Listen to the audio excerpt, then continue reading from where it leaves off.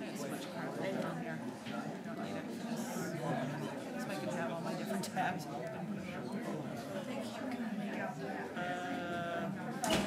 What?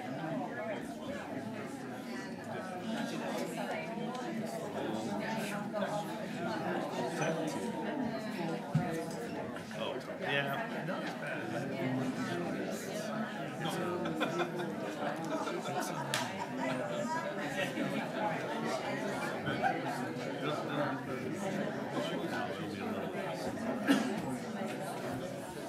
So.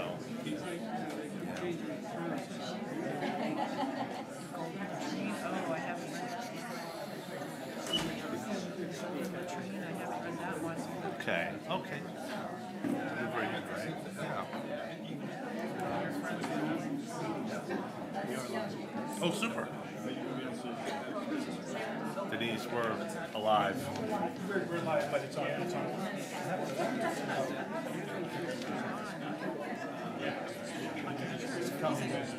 Yeah, why? It's like, See chairs. You're right. Show off. it's not going to be the freezes on me.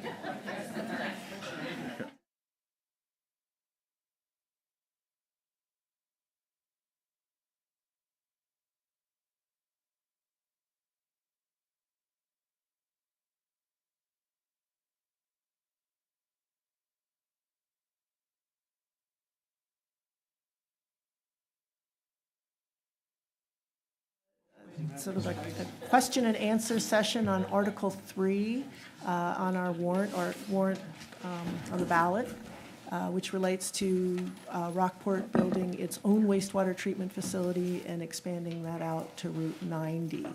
And we have our select board here. I'm Denise Munger, the chair, Michael Thompson and Kim Graffam from the select board, and then Bill Bowe, who was on the task force to select the technology, John Duke, our town manager, and Megan Brackett, our finance director.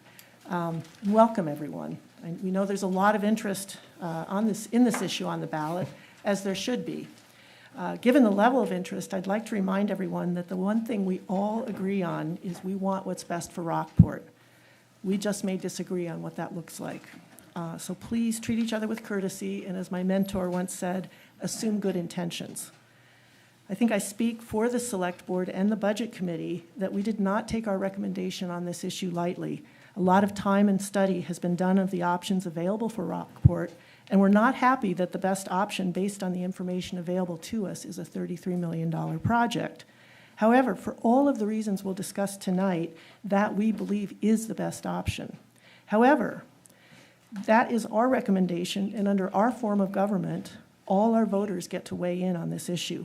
So our job really is to make sure that you all get the information you need to make an informed decision at the ballot box. We're not deciding this for you. We're providing you with the information you need to make your own decision. As we've said before, we know that some of you want us to take more time to try and work with Camden, and we're not opposed to that.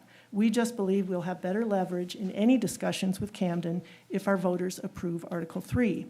Having spent the last 5 years trying to negotiate fair sewer rates for Rockport from Camden with no leverage, I can say that hasn't worked well for Rockport sewer users. We do not believe that passage of Article 3 precludes further discussions with Camden, and in fact may help those discussions.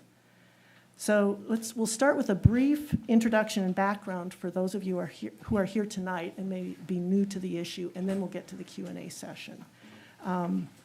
There's information in the back. One is a letter from the Select Board to the community that was in the Rockport resource, the newsletter that some of you may have already received. There are copies of that in the back, as well as sort of a one-page options just to sort of see the positions laid out of what remaining with Camden looks like and what building our own plant looks like. So for starters, we'll just go through the letter that the Select Board put together because this is just our background and information we had that resulted in our unanimous recommendation to support Article 3. I think the most important thing to understand is, and a lot of people, well, only the sewer users will pay for the bond property taxes will not increase as a result of this project. It's all part of the sewer project, and the sewer users pay for that, but not everybody else, not all the other property owners in Rockport, but they all vote on it. And that's just how sewer systems and sewer projects work in the state of Maine. We also think it will not just benefit, sewer users will see their rates go lower over the course of this project. And so they do benefit even though they are the ones paying. We also believe that it will help all of Rockport with additional housing and economic development to keep, to expand our tax base and basically keep property taxes lower, even though property taxes will not increase as a result of this project.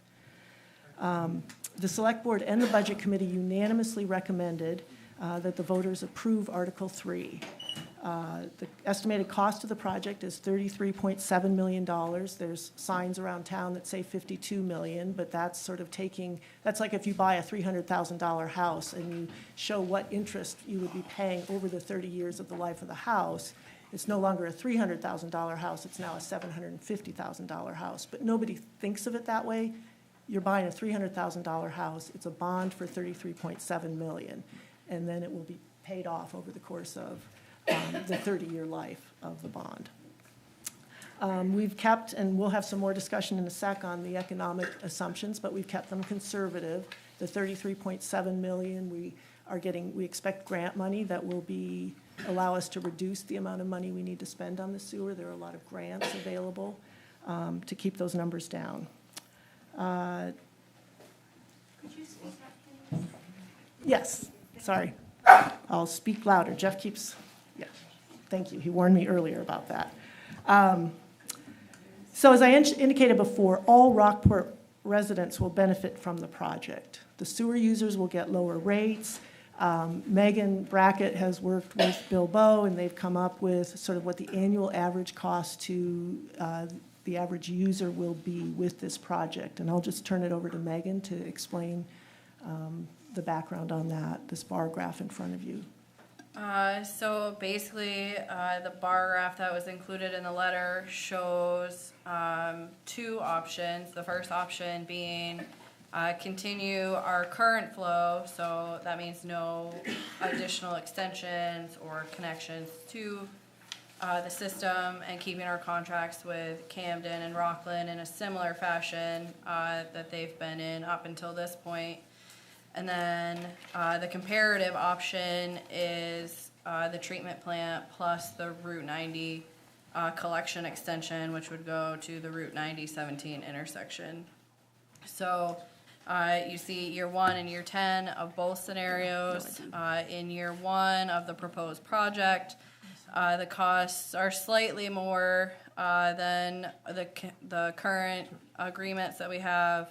By year 10, we do see an overall reduction in what those two contracts would look like. Okay. I'm sure we'll have more questions and information on that later in the meeting tonight. So all Rockport residents will benefit. We'll get the potential for economic development, increased housing along Route 90. We know of development projects where folks are interested in building housing in Rockport, and those are on hold because we don't have the ability to expand our public sewer. Camden has so far told us that we can't expand. Their system is over capacity, and they would not support expansion of our sewer system. The other,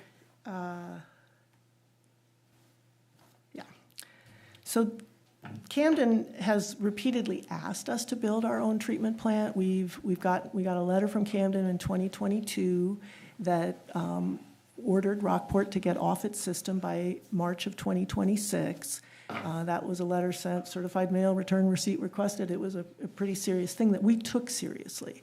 We got that. We ended up in a lawsuit with Camden, and as part of the court-ordered mediation in that, we met with a court mediator who sat down with both us and Camden, came to us first, Rockport, and said, do you want a long-term agreement with Camden, or is this a divorce? And we said we want a long-term agreement. The mediator then went into the other room to talk to Camden and came back and said, it's a divorce. And that's sort of what we've been presented with officially with Camden, that they want us off their system. I think, as Bill Bowe can explain a little bit here, we've done some more digging into this because it's been frustrating for 5 years. We've tried to negotiate a new agreement with Camden, tried to find some common ground. And I think we now, based on some information that Bill has done, understand better why we were getting the answers we've been getting from Camden and why it's not a question of people not getting along, not being able to be adults. It's really that their plant is over capacity. Do you want to go ahead and Sure. work on You want to flip me over, Jeff? Jeff Shoulder? Perfect, thank you. I'm going to back up just a moment because I think most people in the room understand the process we went through for the past year in terms of selecting a location. And don't worry, there is a 52-slide deck that I will not be going through tonight that some of you have already seen. But I wanted to just briefly go over how we got to this point, sort of post-frustration with the Camden situation, when we started looking at, as a town, where we could put our own plant and what it would look like. And to that end, very briefly, there was a task force put together on April 10th of 2023 to ask 4 of us to look through, and Bob Colmar's here and Doug Cole is here as well. I don't know if Sam's here or not. But we looked at, various things in terms of trying to figure out where we could put an alternative plant. In other words, if Camden didn't work out, what were we going to do? So this task force was formed back in April of 23, and we looked at 4 things, 5 if you will, 4 different locations. You can see them listed there, 3 different technologies. We wanted to know what the cost was for the system, and then also separately sort of the infrastructure, because each site was a little bit different. So it might cost X to put a membrane bioreactor at any given site, but not all sites could accept it at the same rate. In terms of their current development. We also looked at feasibility. Could we do it there? Just based on various questions that would come up, and then also what was the risk of doing it at each of these locations. So we took those 5 variables and through a year went through all of this, had some reports written, worked through some public meetings, and we ended up recommending that we put the facility at the Penn Bay Medical Center. We've worked with Penn Bay, a guy named Tyson Thornton. Tyson, are you here? He said he might try and make it. No, I guess not. We worked with Tyson and some others to, make sure that the Penn Bay location worked for them, and it does. They want to sell it to us. We want to buy it, so we're kind of all on the same page. And then Public Works was our second choice, using the same technology. We call it submerged attached growth bioreactor. What that basically means is it's a bunch of dirt in the ground, gravel in the ground that will treat this water. It's what they're doing up at Lincolnville right now. So if any of you have seen the Lincolnville site, you drive up to Lincolnville, you go down the hill just as you're entering town, and if you have to take that really hard right to go to the Lobster Pound there, it's in that triangle. That's where their wastewater treatment system is. And if you didn't know that's what it was, you wouldn't know that's what it was. It's a completely different concept than what we're all used to. So that particular technology made the most sense to us, and the Penn Bay Medical Center, for a variety of reasons, was the best location to put the facility, which is a wastewater treatment plant. It's also called a WRRF, WRRF, and I won't bore you with the acronym, but that's, if you see both, that it's the same thing. And we also recommended that the Route 90 extension should be completed. So because it improved the project economics, and there were other benefits that we won't need to go through again tonight unless you all have questions, and we're happy to do that. So from an overall benefit study, we're going to reduce the rates by about 40%. That's a lot. Now, we're going to have an increase in the debt service because we have to build something. So we're going to see increased debt, but we're going to see substantially reduced rates. And then essentially over like a 10-year period, by the time you get out 10 years, we're going to be saving, each user, each household will save about $1,000 a year over their wastewater bill. And that's really for 2 reasons that I'm sure that we'll get into at some point. But essentially, Camden has to make some massive investment into their facility and their piping system around town. And we'll talk about that for a very brief minute. So their rates aren't going down. I mean, we're already paying $20 per 100 cubic feet. That's going to jump, and it'll hit into the 30s with the investments they have to make in terms of the current the construct of the contract we have. So yes, our rates are going to go down. Our debt service is going to go up. Okay, it gives us control over our capacity. As Denise mentioned, Camden said you can't have any more capacity in our plant, and we'll talk about why that is in a minute. That's a big issue if it goes out to trying to do workforce housing development out Route 90 to try and bring more people into the community. That's an issue. There's some benefits to Rockport surface water quality, and then lastly, if we can get it at Penn Bay Medical Center, we can use the effluent to actually use that water as cooling water, boiler makeup, potentially irrigation and other uses at the hospital. The hospital's our biggest user of water. It's 30,000 gallons a day. The town itself uses about 100. Now, that's not all that Maine Water supplies because they supply many surrounding towns. But at 100,000 gallons a day, that's for us totally. 30,000 of that is the hospital. And if the hospital can reduce their use by just 5,000, A, it saves them money, and then B, that capacity, that excess water can be distributed to new homes. Each home uses, depending on which website you look at, 100 to 200 gallons a day. So if you can, do the math, 5,000 gallons a day of savings divided by 100 to 200 homes, that's substantial. And Mirror Lake is already stressed. Every year, Maine Water has to pump water out of Grassy Lake into Mirror because we deplete it by all the use that we have. Plus it evaporates, and by August, it's down 2 or 3 feet. So they pump water out of Grassy to keep Mirror full. That's our drinking water, and they're doing that now. That's not, 10 years from now when we theoretically have more folks. So that resource, from a resilience perspective, needs to be preserved, okay? And I spelled analysis wrong, good grief. All right, so just make believe there's an L in there. I did it an hour ago. The graph I didn't do an hour ago. So we started looking, as Denise mentioned, we thought, all right, Camden's told us to get out in many different ways. They've not been willing to really come to the table. Yeah, they've said they'll talk, but they won't. I've reached out to their town manager. I reached out at their request to one of their select board members who didn't respond. They asked me to actually send this graph because they looked at it and said, wow, that's the best thing I've ever seen as far as how our problem is. They'd never seen it. So I sent this to that individual and said, hey, you wanted to talk, let's get together, and haven't heard anything. It's been 3 weeks.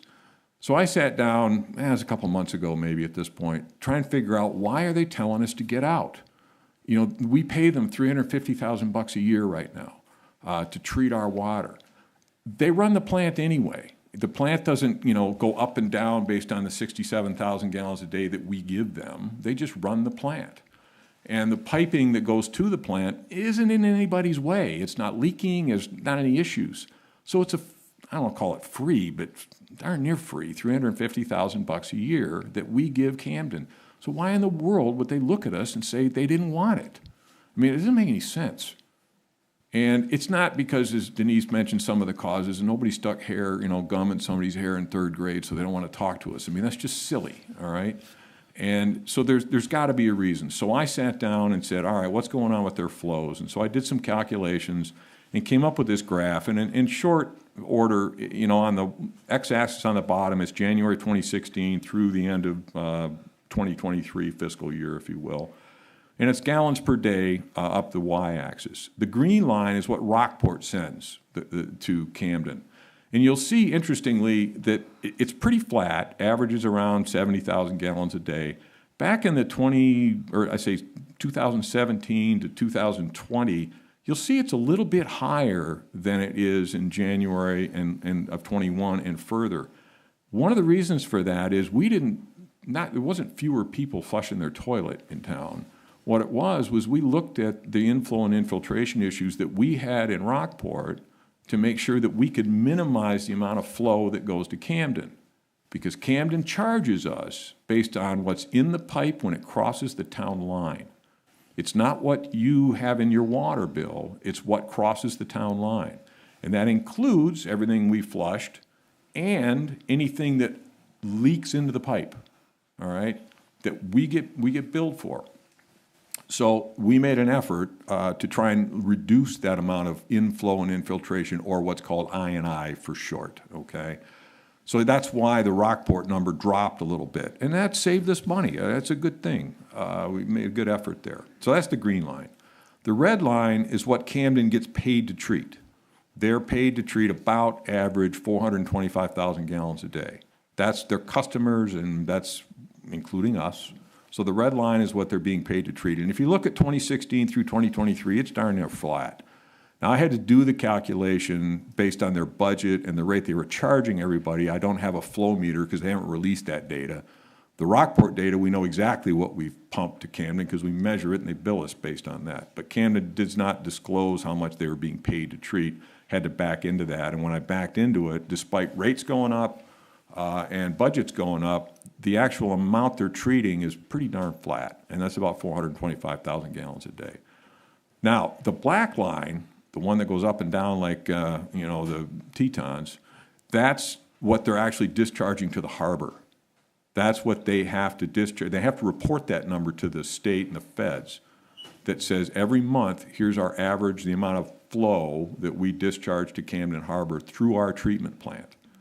Now, you'll see there's a massive difference between what they're being paid to treat, the red line, and what they're actually discharging, the black line. And the difference is the amount of I&I, that thing I mentioned earlier, the amount of leakage they're getting into their system. And it's coming through their pipeline, their pipes that go through the towns, the town streets. The pipes are collapsing. The pipes are just absorbing, rainwater, snow melt, high water during, king tides and wave action that we've all seen, unfortunately, here in the last several months. And that's a problem. And this number that you're looking at, the peaks are above the dotted line, which is what their permit is. Their permit says they can discharge 1.2 million gallons per day to Camden Harbor. But if you look at those peaks, they're above that number.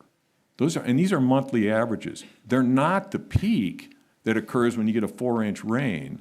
They'll have 2 days of 2 or 3 million gallons a day. And that goes right through their system, doesn't get treated to the efficiency it should because it's just too much water. The system's not designed for that. And then they discharge that to the harbor. That's not shown on this graph. They report it, but I didn't feel like making the graph look worse than it already looks worse. But the point is those peaks aren't the peaks. You'll see that typically in the late summer, that black line will dive back down close to the red line. Well, that's when it's not raining, okay? That's when they don't have their problems with inflow and infiltration because you don't have these big precipitation events. But then the fall comes around, the winter comes around, and boom, back up they go, all right? So this is what they've been living with. And in September of 2021, about 2/3 of the way across that bottom graph, they signed an agreement, a consent agreement with the Maine Department of Environmental Protection that stipulates mandates that they fix this. And the first thing that they had to do was come up with some reports that say where it's coming from and what are we going to do about it. And we don't have those reports. They didn't release them. They may not have done them, and there's legit reasons to not have done them. But the consent agreement said that they needed to do these reports, and they should have been issued in 2022. So I don't know where this I&I problem is. You may all know that Camden is currently soliciting a $12.5 million bond. That's on their ballot for next month, a $12.5 million bond to, in part, deal with their I&I issue. And on the select board meeting they held in April to decide what goes on the ballot, which included the $12.5 million, one of their select board members asked, will this fix the I&I problem? Well, the other select board member said, and I quote, some of it we hope, all right? Which means they don't know. They don't know where it is, and they don't know how to fix it. And I understand that. It's an old piping system, but they got pipes that are falling apart, and they're leaking like a sieve. So they're having to discharge an average of 850,000 gallons a day when they're only being paid to do half that. And, we were thinking, this just can't be right. But this is exactly why they don't want our flow. Now, it's odd, and I agree 100% with a comment that was made in the last meeting, I showed this. We're only 67,000 gallons a day, you know, out of the 800,000 or out of the 425 that are being paid to treat. So our 67,000 is, I don't want to call it peanuts because it's not nothing, but it's taking us off. It's not going to fix this. It'll give them a little more relief if they're able to at least knock those numbers down a little bit. But, you know, that's the decision that they've made. They also accept about the same amount as Rockport's flow from our transfer station, because that's an old quarry that they have to pump groundwater there as part of a remediation system. In other words, environmental. They've got a problem in that quarry where the landfill is. And they have another order, they say they, that includes us, that has to pump to keep the groundwater inward so it doesn't go back down to Lily Pond, which, as many of you may or may not know, we just got that delisted as an area of concern in the town of Rockport, which was awesome. Bob Kennedy, who used to work this stuff constantly, and Aaron Englander and some others wrote an article, and then we ended up getting the pond delisted because that pumping system keeps the crud from leaving the landfill and flowing downstream into Lily. So that pumping that they're doing, which is, again, about 50 gallons a minute, roughly the green line it will, they have to do that until time ends, all right? It's never going to go away. So there's two sources of water that they could potentially eliminate, right? And now the elimination on the other one would be to create their own treatment system at the landfill, which we would all pay for in the rates, all right? Or potentially, if we build the system down at Penn Bay Medical, we can put in a sewer line from roughly Grafham's up to the landfill and take that into our system in Rockport.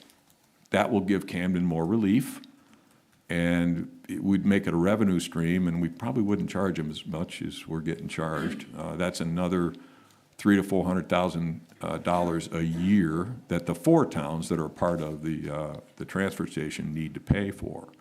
So if we can cut back on that, that's another financial savings for all the communities, not just us.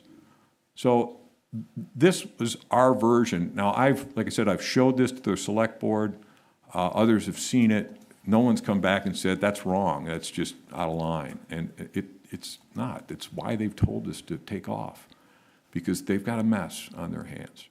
They've also got a 50-plus-year-old plant that, so, I mean, this graph with the I&I problem on it, that's just their piping system through the town. That's what's under the streets, all right? That's nothing to do with the plant itself. The plant itself is 50-plus years old.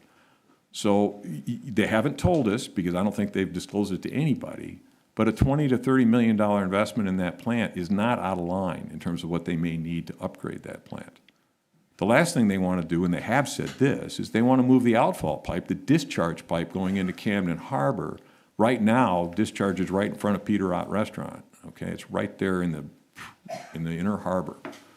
And they want it moved further out. DEP would love that too, but that's another, I don't know, $1 to $3, $2 to $4 million project that they've got to undertake to get that discharge pipeline moved out further into their harbor. So, and I'll end just by saying, look, right now we're paying $20 per 100 cubic feet in sewage.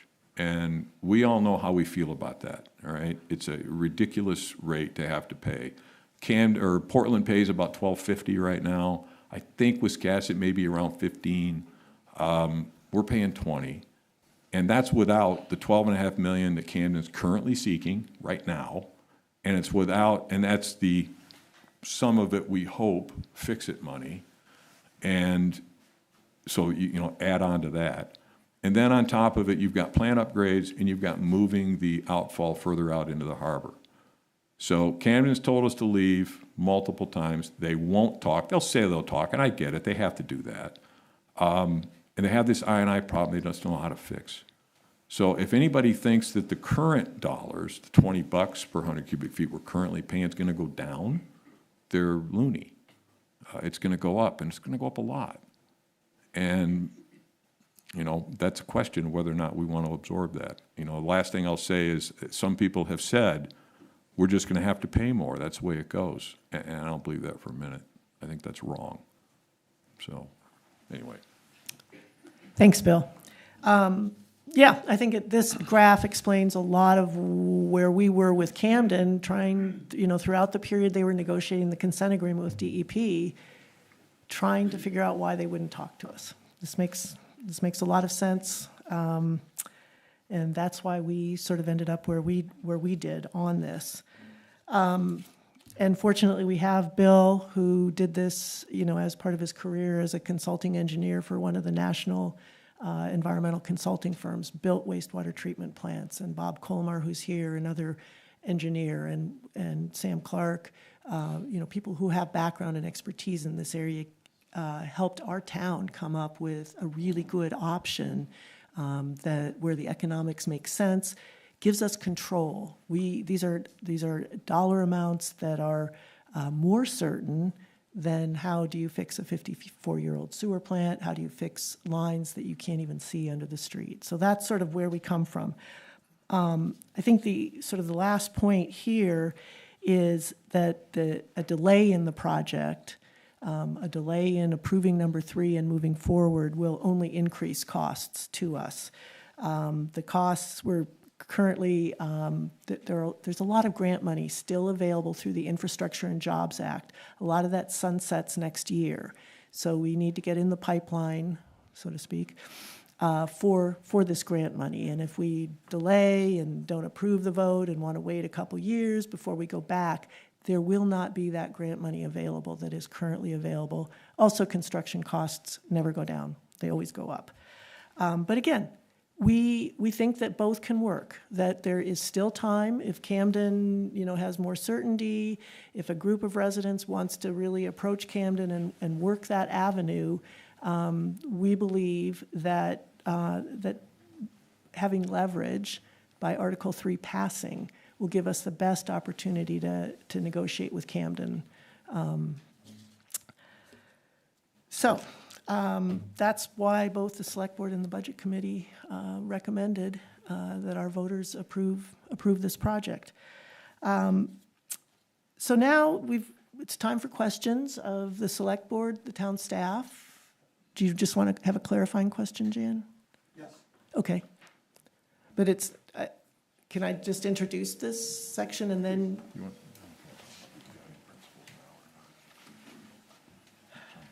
Yeah. Oh, okay. I see that we've got these guiding principles for Camden's discussion. And I think the thing that's important to know in discussions with Camden is we want to make sure we get a fair price for our users. It's not just that we take whatever rate Camden would set for us. And we also want to make sure there's sufficient treatment plant capacity so that we can grow in Rockport. Route 90 is an ideal opportunity for workforce housing and economic development in this town. And currently, we're not allowed to expand the amount of sewage that we send to Camden for treatment.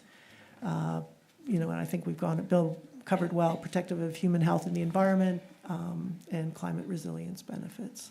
Yeah, and the other thing I would add in this business model innovation, there are various different ways to try and strike a deal with Camden. The original contract that was signed back in 1990 didn't call for, they called for us in Rockport to pay for our own distribution system, the pumps and the pipes and the generators and everything that keep the sewage flowing to that town line where it gets metered. We had to pay for that. We pay the same rate that Camden pays, but we don't get that benefit. So we're really kind of paying twice. We pay Camden to fix their own plumbing system or to keep it up. They haven't fixed it real well, or maybe even keep it up real well. But that pricing, if you will, is difficult for us to, that's why we're paying so much, because we're paying twice in some respects. And then there's some discussion about whether or not we could create an overall, what people call a municipal utility district, a single district where all people are created equal and pay the same amount. There's some benefits to that, particularly to Rockport, not so much for Camden, and that's a conversation I had with a Camden Select Board member. So they're not terribly enthused about it, but it's doable. So I wouldn't throw it off the list of potential ways to get this to solve. And the last thing I would mention is, from my own personal perspective, and I think I can share this with other folks as well in terms of how Bob feels or perhaps how Doug feels, I don't care where my waste goes. It really doesn't matter to me. I flush the toilet and it's gone, right? But the problem is that when you look at these principles, it's got to be a fair price. We've got to have our capacity we need to develop the way we want to develop it. If another town is telling us, sorry, you can't have any more capacity, and we have people on Route 90 that want to do something, whether it's a car wash or a house, and we can't because of their rule, that's not right for us. That's putting our future in somebody else's hands. And I get why they're doing it. This isn't nefarious on their part. I'm not trying to blame them for that. I'm just saying that is a reality matter. That's the way that it is. Yeah. And their system is not protective of human health and the environment. They know that. That's why they're under the consent order. They pump too much crud to the harbor. So anyway, I'll stop now. But that's sort of thoughts as far as if we go into discussions with Camden, what we need to keep in mind. Thanks, Bill. Okay, so let's make sure all of you are here for a reason, and we want to make sure you have an opportunity to talk. So we've had public hearings, and we've taken a lot of public comment for and against Article 3. The session tonight is for residents who want to ask questions of the Select Board or the town staff so they can be informed before they vote. You've seen signs. You might want to understand what's hasty about this. You might want just more information about the project. So primarily questions. That said, if others who have previously commented would like to make additional comments, we welcome that, but would really request of everyone, given the number of folks here, that you try to keep that short, couple minutes, so that everybody gets a chance to ask questions and get them answered. So, Jan? Yeah, I'm Jan Rosenbaum. I live in Rockport. The question that I have is, my understanding, correct me if I'm wrong, my understanding is that our arrangement with Rockland expired at the same time, that they take currently everything from the hospital, but they have to wait till nighttime to do it because they're overburdened. If we possibly could make an arrangement with Camden, what are we going to do about the third of our waste that goes down to Rockland?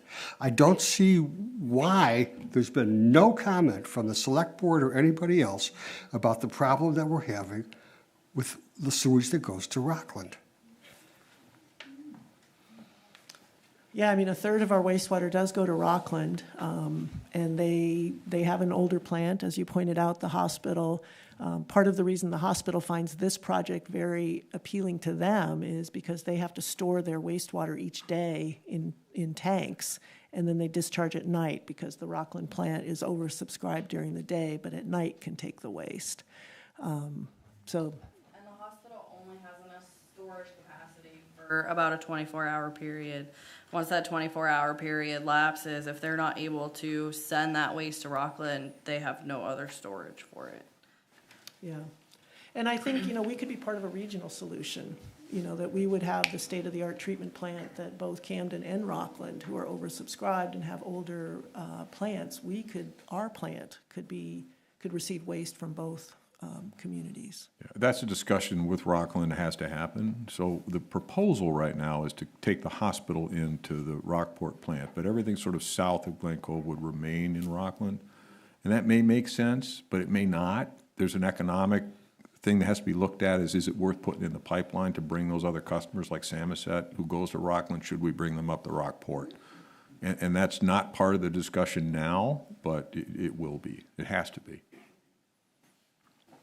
Brink. I guess I wanted to talk in a positive way about providing a future for growth in the town, that it's going to happen somewhere. You know what, I guess, would you mind coming up to the microphone, just so that everybody can hear you? And are we We're live streaming. We're streaming. and we're being live streamed, so that if people are watching from home can hear this. So, in general, coming here, well, my name's Brinkley Thorne. I live in Rockport also. And I guess I was trained as an architect, and so I liked some of these issues around consolidating resources and environments and how this all works. But so in general, I feel I wanted to support positively that the town should make the long-term do the long-term thinking and make the long-term commitments to provide for future growth in Rockport. And I think Bill's done an incredible amount of work to sort of sort that out. The immediate question that came up for me was, if Camden, as you mentioned sort of quickly, Camden's got a $20 million investment looming on the horizon for them to meet the demands from the DEP and the town, and we've got a 33,000 plus investment to make a new plant here. You've got $50 million at play to make a facility that can handle this region. And it sounds like even Rockland's got a major bunch of thinking that has to be done in the future about the condition of their plant. And I just sort of put that in my head. I was saying that it's not really us playing 30 and Camden, I guess the first question is, when we leave Camden, what's Camden going to do? I mean, they're going to have to fix those pipes, and we all want to get water out of the harbors that's polluted water from storm stuff, whether we're in Camden or Rockport. And is it not a problem that's really a $50 million problem, and potentially to get the whole system working? Because the pipes on our side seem to be working all right. We want a little bit of expansion up Route 90, but it's the pipes in Camden that are out, and it really would benefit all of us to have both communities, really working well in order to keep it. And I think we're in violent agreement with each other. I think so. But we haven't been able to. Camden. There's a single legitimate question that's not been answered on the part of the Camden folks, and that's what are they really going to have to spend in order to fix their system? So if I'm sitting in Camden's shoes, the $12.5 million is supposed to go at some of it, we hope, in terms of their leaking piping. Getting us off, maybe getting the landfill off, and trying to defer major investment in their plant is, to me, that's the strategy that they're taking. If they want to identify exactly how much they're going to have to spend on the plant itself, and I asked some folks, I said, all right, 50-year-old plant in Maine, how much? 20 to 30 million was the number I got for the plant. Now, I don't know what the number is because they've not told us, but that's not an unreasonable amount that they're going to have to spend. And then they're spending 12.5. They know for a fact that it's not going to fix the piping problem. So say it's 20, and I'm just making it up. 30 million on the plant, 20 million on the piping, 2, 3, 4 million on moving the outfall. So they've got a $50 million problem. And that's, again, not numbers they've given us, and we'd love to see. Because if we could see it, then we could do the math. And if they were willing to talk and make that, look at that more holistically, sure. And your graph makes it look as though if they solve the leakage problems of broken pipes and water overflowing, there's plenty of room for us and them and growth. Yeah, and I don't Right? disagree with you from an engineering perspective. Is Rockport thinking about throwing in another $20 million to Camden's amount in order to get one facility that will solve the leaking pipes in Camden, but will allow us to be part of that system, and they don't even have to expand the capacity of their system if it worked well? There's a couple of issues with that, and I'll let Denise jump in too. I'm the geologist in the room, not the lawyer, but having dealt with this stuff, the issue partly is that if we're a renter, which we are now, right, we're renting space, we don't give them capital investment that we don't own it. We basically, they get reimbursed from us by rent. Right, but couldn't that all change? I mean, couldn't the negotiation be to sort of nationalize or create the municipal plant, and we both pay for it, and we both get the same cost structure, and we all get the opportunity to grow? Yeah, I don't disagree with you, and one of the things I said in the April meeting was that we need to pass this, but we're not going to spend scads of money in the first 6 months to a year. We've got to make a deal with a hospital. We've got to, figure out a project plan. We have to hire an engineer. These are all pain in the neck items that take several months to deal with. And so that's more than enough time to cut a deal with Camden. That Good. makes sense. It Well, totally I'll is. stop. You don't have to answer that tonight, but it seems like there's capacity, even in the Camden, potentially there's capacity in the Camden system for both towns right now, if the leakage was stopped and the repairs were made.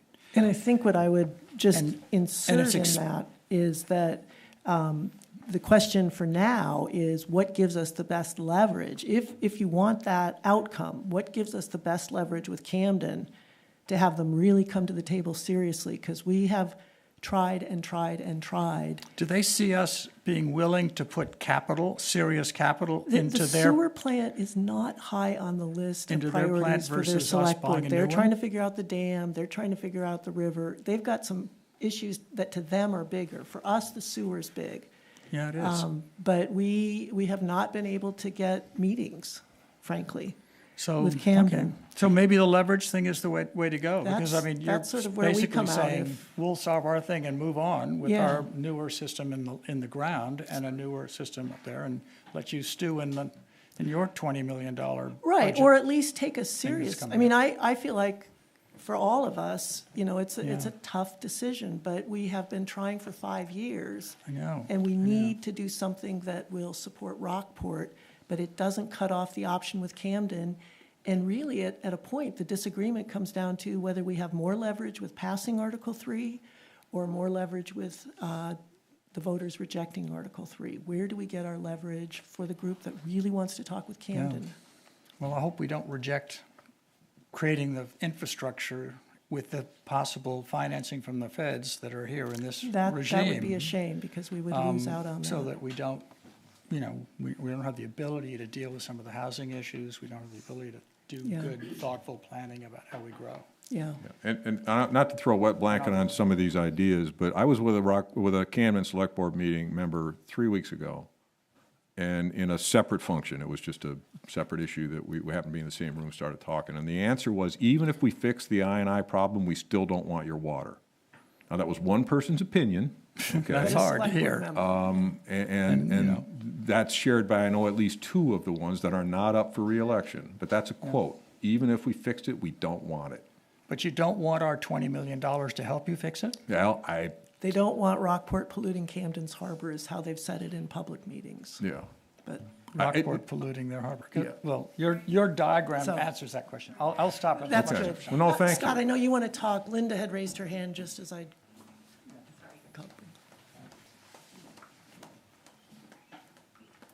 Hi, Linda Clancy, Penn Bay pilot and Rockport resident. This is a two-part question, and pretty much for you, Bill, I think. Well, your conversations with Penn Bay Medical Center, can you tell us a little bit more about what that entails? Would Rockport own a piece of land on the Penn Bay campus? And is that bundled into the 33 million? And then the second part of the question, if you can remember this one, stretch my brain a little bit. When you talk about doing stuff with effluent, is Penn Bay ready to commit to something like that? And can you describe it? a bit Sure. more? So let me go through it a little bit. I'm going to write, so I'm going to go back to my Well, then slide. I'm going to talk really fast before you get to your pen. So when we first started talking to Penn Bay Medical, they have an existing system, as Denise mentioned, where if you drive into the facility and you're going around all the way around to, you're about to go in the front door, you kind of take that hard left to go to the front door. If you take a right there and go down the hill, that's where the system is, okay? It used to be a wastewater treatment system that discharged to the harbor, or the Clam Cove right there, and it discharged at the shoreline. And that was before they started going to Rockland. So they had a storage tank. What happens is the water comes down from the facility. They grind it up a little bit to get the solids out. And then it goes into a big 30,000 gallon, 50,000 gallon actually holding tank where they aerate it all day long. That's currently, okay, in the old days they did the same thing. And then they had treatment, equipment sitting between, kind of where it says anoxic tanks and equalization tank, that area. Then they had treatment equipment there. They would treat the water, and then they discharge it through a pipeline that's currently still there between that plant area and the shoreline, and they would go in and treat it. When they went to Rockland, they took out all the secondary treatment stuff, but they kept the tank because, as Megan mentioned, they have to aerate 25 to 30,000 gallons all day long, so it doesn't smell, because you can stand over the grate. It's an underground concrete tank, but if you stand over it, you can go, yeah, that's what it is. And they aerate it all day, and then every night at 10 o'clock, they flip a switch, and off it goes to Rockland, okay? That's what they currently do. They don't use that pipeline anymore. So we started talking to them, Tyson Thornton and Denise Needham specifically, and asked, you know, what do you think of this? Could we use this footprint of space that already is used for kind of the same thing and what you used to use it for? What do you think about that? And they were intrigued by it because they hate the fact that every night at 10 o'clock they have to make sure that a pump works. Otherwise, what are they going to do? So they have a maintenance, you know, staff that has to keep those pumps running, and they have to have generators if there's a power outage, blah, blah, blah, blah, blah. So Tyson, as the operations director or whatever his title is there, runs the place. He loves the idea of getting rid of that thing and replacing it with something more permanent. We talked to them, and I think each individually, they came up with the idea they wanted to sell us the property. We came up with the same concept independently and said we want to buy it. So we're in agreement over what has to happen to the property. Now, we have to have access because, as you know, you got to enter it off of Route 1, you go through that road, but it won't be that big a deal on the traffic side of things. And then we have to make sure we can use the easement that's currently in place between the plant area where that pipe goes out to Glen Cove. We can't discharge at that location. We have to go out considerably. We have to get into at least 15 feet of water below the mean water level, because that's just simply what DEP is going to require. And it's pretty flat there, right? So we're going to have to go out a little ways in order to get in deep enough water to satisfy the DEP permitting requirements. So at the way that it stands right now is that the hospital has taken it to their legal, however defined, I think, in Portland. And we're all sort of in agreement over what has to happen, assuming that, you know, this moves forward. As far as the resilience thing, I've been talking to Tyson about that a little bit, saying, look, other hospitals are doing this around the country. It's new, okay? The effluent that comes off of this is clear. It's been disinfected. It looks like drinking water. Now, I challenge anybody to drink it, but you get the point. It's clean water, okay? It's been filtered. There's no solids in it. It's crystal clear. It's been essentially goes through ultraviolet light, so it's disinfected. These hospitals, there's one in Atlanta that's doing this right now, will start to use that effluent for some of their non-potable use. Now, how we can get that to happen at Penn Bay Medical has not been worked out, all right? They have indicated an interest in looking at it, but they've got their own infrastructure issues to deal with in order to take a separate supply of water, because right now, all their water is potable drinking water. And we'd like to see that reduced for the reasons I said earlier. We're already stressing Mirror. And so if we can take some stress off Mirror, either to use for additional housing or just take the stress off Mirror, that's not a bad thing. So we need to work toward that. And Tyson has indicated an interest in seeing that happen. But, you know, let's face it, until this passes, the real hard conversations won't take place. So is the cost So Scott, or not? Yes. oh, sorry, Linda. Is the purchase of the land at Penn Bay, is that bundled into it is bundled into? Yes. Thank you. They know quite well that it's not going to be a profit venture for them. My name is Scott Gazal. I'm a full-time resident of Rockport. I'm also a professor at Harvard, where my research focuses on developing models to evaluate policy and teaching graduate students how to do that. I've been doing this for a long time. I wanted to comment on two things. The first is the misconception that simply placing a sewer line out along Route 90 will create development, either affordable housing or other development. We had a sewer line go out to the high school, and we saw no affordable housing developed and very little other development. That land is all privately owned. We don't know the intentions of the landowners, most of the landowners. We don't know that they want to connect to the sewers. We don't know that they can afford to connect to the sewer, and we don't know that they want development in their backyard. Moreover, decades of economic research has shown that affordable housing and residential development in general does not increase the tax base and reduce taxes. I'm all for affordable housing. I think we need it in the village for that matter. But the fact is, housing does not reduce taxes by building the tax base. Quite the opposite. What we've seen time and time again is the increase in the cost and need for municipal services increases taxes to existing and new homes, period. It's not up for debate. That's point one I'd like to make. Point two is when I heard the presentation of the task force's model, I thought that it lacked face validity. The numbers didn't make sense. And so I requested meetings with the town finance director, and we met for several hours over a course of a couple meetings and went through the model, the way it was, it's actually quite a simple model, it's just an Excel spreadsheet, but the model, the way it was constructed and the assumptions that underlie it. And then I was given the model, so I have more hours probably than I should have to play with the model. And what I found is there are a number of errors in the model, just some data entry errors, and then there are a number of assumptions in the model that are just unjustifiable. They're inconsistent with past history. They're frankly just difficult to believe. There's a handout at the back where I've listed some of them, but what I did was I made some modifications to the model using conservative estimates. I didn't change the whole model. I used their model. I just changed some of the assumptions to the model, and I corrected the data entry errors with Megan's help.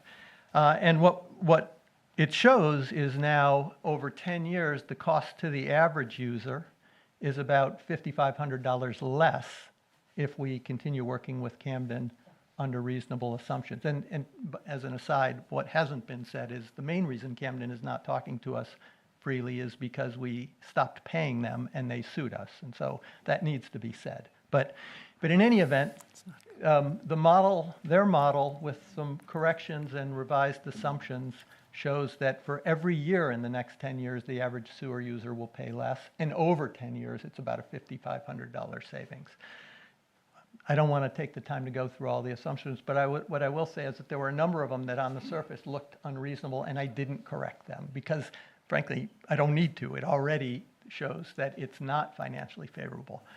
My point here is that when you build models, you always look at different scenarios, and this model is unstable. You make some slight changes, and you come up with wildly different conclusions. Because it's constructed in sort of a circular way where essentially the cost to work with Camden scales with volume, and the cost of operating our own system is assumed to be relatively fixed. No additional cost with additional volume. So you tell me that alone, and I can tell you, okay, if you put assumptions that are too high for the volume flow, it's not going to make sense to work with Camden.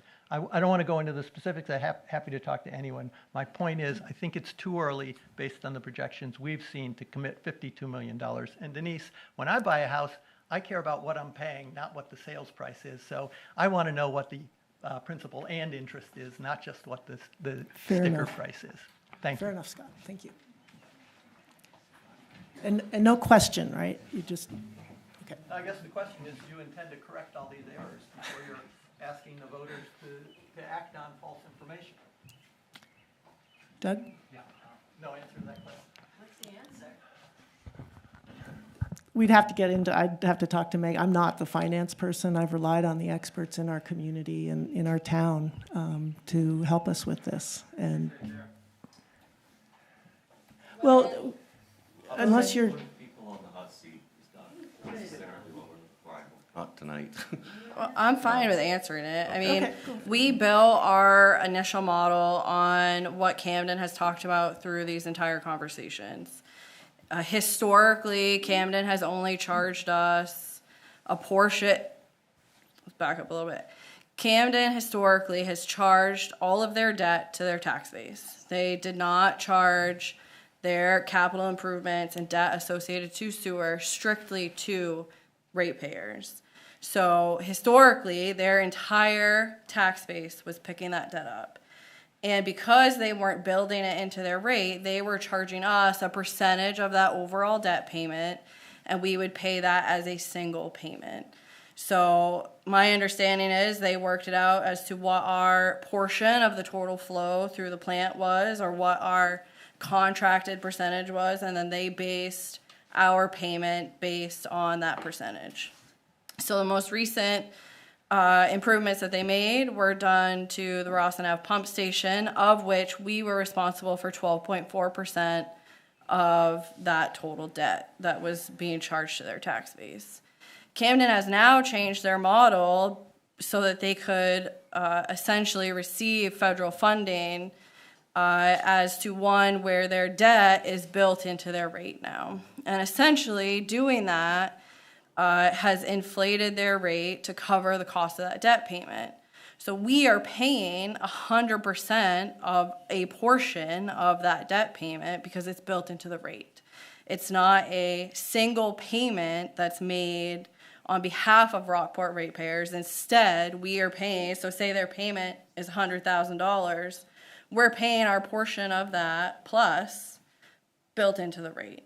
So when we did this modeling, we did it based on the fact that we would be responsible essentially for 100% of that debt, because there's no way in their budget and the way that they're calculating their rate to only apply 12.4% or whatever the percentage is of that debt payment to just Rockport, because it's in their entire rate.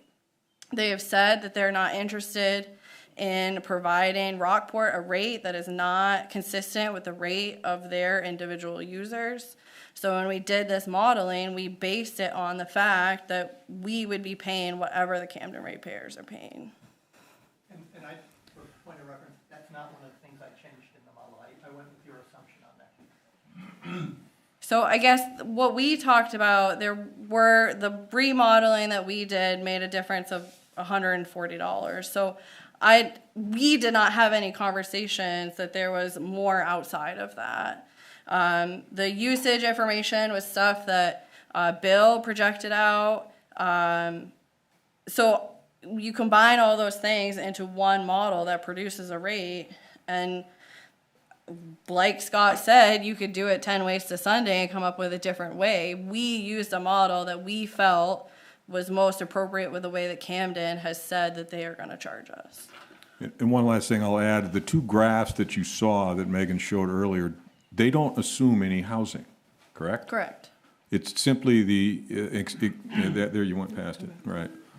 That doesn't include housing. That's the Route 90 extension out to Route 17, because we're going to pick up some water from Maine Water. That's a treatment, about 10,000 gallons a day from them. But those numbers don't include new housing, all right? If you get new housing, and maybe there's some folks here tonight that want to talk about that, that will further reduce the two graphs from year 1 to year 10 on the right-hand side. So don't walk away thinking that we built in a bunch of new housing, because we did not. 12.3 houses a year is what you built in the model. Not that. And in terms of the rates for Camden and Rockland, we know Rockland has significant stormwater problems and needs to do significant upgrades to their plant to accommodate that. We also have to consider their biggest user, DuPont. What's going to happen if DuPont pulls out? They've already shifted a lot. It's owned by international company now. So what happens to their rate when that happens? What happens when they have to invest significant funding into their stormwater problem and collection system as a whole? How does that pass back on to the Rockport ratepayers? The same with Camden. Camden has come out and said they are bonding $12.5 million, of which may not cover their II issues, and they're doing 2 extensions with that $12.5 million. So what comes next? They know that they have more II problems that they need to fix. So again, Rockport is on the hook for whatever those corrections are.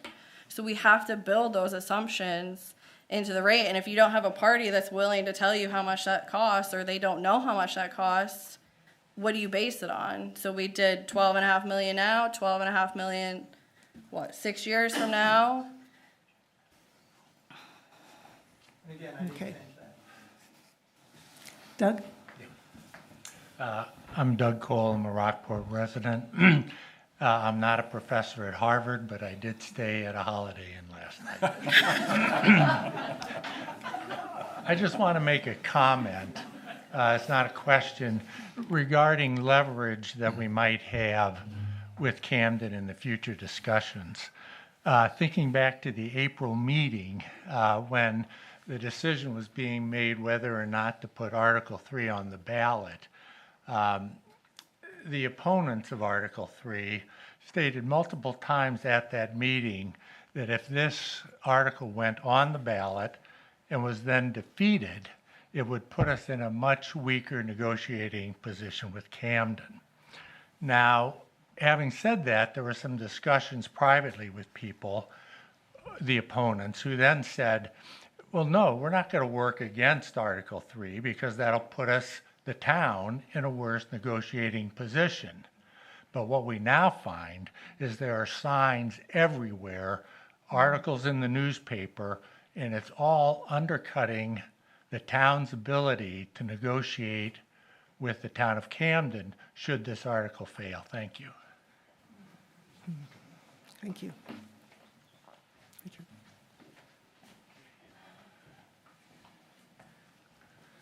Like that tall. I'm Richard Arno, and I live in Camden, but I'm a business owner in Rockport, and I have along with my brother-in-law, a large parcel of land in the traditional village district on Route 90 near the intersection of 17. And we are committed, as we have been for the last 25 years, to try to create workforce housing on that site. So at least there's one. That's great. That's great. I don't want to talk about the numbers. I don't have an economics degree. I would just say that I do have confidence in our elected officials and the volunteers in Rockport. And I believe that you have worked in good faith and with great difficulty to try to come up with reasonable estimates of what the cost would be of this plant and the sewer extension and the cost of the debt service over time. When it comes to Camden, on the other hand, we know very little. We don't have projections. As you said, they are engaged in a number of other issues that have higher priority for them right now than the sewer plant. So the numbers really, there's no comparison to be made now. So let's leave that aside for a minute.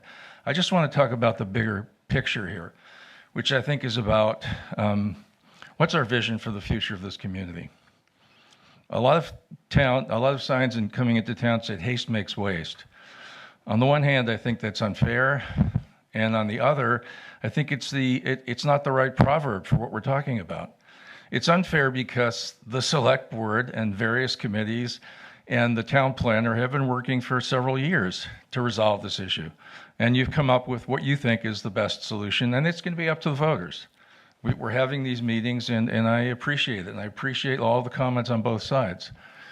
But I think it's the wrong proverb because if there's anything that we haven't been hasty about in the past 30 years, it's creating affordable housing in this community, or workforce housing, which is to say housing for our kids. Do we want the future of this community to be one in which the high school has 800 students or 400 students? Because there aren't enough young families who can raise their kids here affordably. We have been working for decades to try to make this happen. And for the last 3 or 4 years, we've worked with the town of Rockport to try to get the sewer extension. We haven't been involved in the other issue, but I understand that they are really tied at this point. But if you look at the comprehensive plan of Rockport, if you look at the various initiatives, if you look statewide or even nationwide at the commitment to creating workforce housing, which is to say housing for our children who have 2 jobs and 1 or 2 or 3 kids and can't buy a house in the community they were raised in. We've given lip service to this in so many ways, but we haven't made it possible. And so haste is not, there's an urgency about this. Yes, we can go back and if we believe this, and you really believe that we can negotiate with Camden and vote yes on 15 and vote yes on 3, I think that's a reasonable position. I do think the leverage is important, and I do think people should be behind either both or neither if you believe in the future of our kids in this community. But the traditional village ordinance, which governs our site, and a large site, 300 or 400 acres at the intersection of 17 and 90, was originally passed in 1991 in Rockport. It has been reaffirmed 9 times. Not a single unit of workforce housing or affordable housing has been built in all of that time. No real jobs creation has taken place, and it is all because of the sewer. It was promised back then when the high school was built. There was an effort to extend it to 17 and 90. That put our project to bed for 20 years. And now it's back, and the urgency is so much greater. If you look at every single one of the counties in the state of Maine has an incredibly small number of residents in those communities who can afford to buy a house in their own county. So we believe that this is the way forward. No issue at all with seeing both initiatives pass. But I do have a question, which is: have you considered this issue, the creation of not just affordable housing, not just workforce housing, but also the creation of jobs and the economic activity that would bring, and the tax base that would increase, and the students that would bring to the high schools, and the professionals who would come here to service that population? Have you considered that when you've been thinking about the future of sewage and treatment? Yeah, that's absolutely been a critical component, and I hope for all of our voters. Thanks, Richard.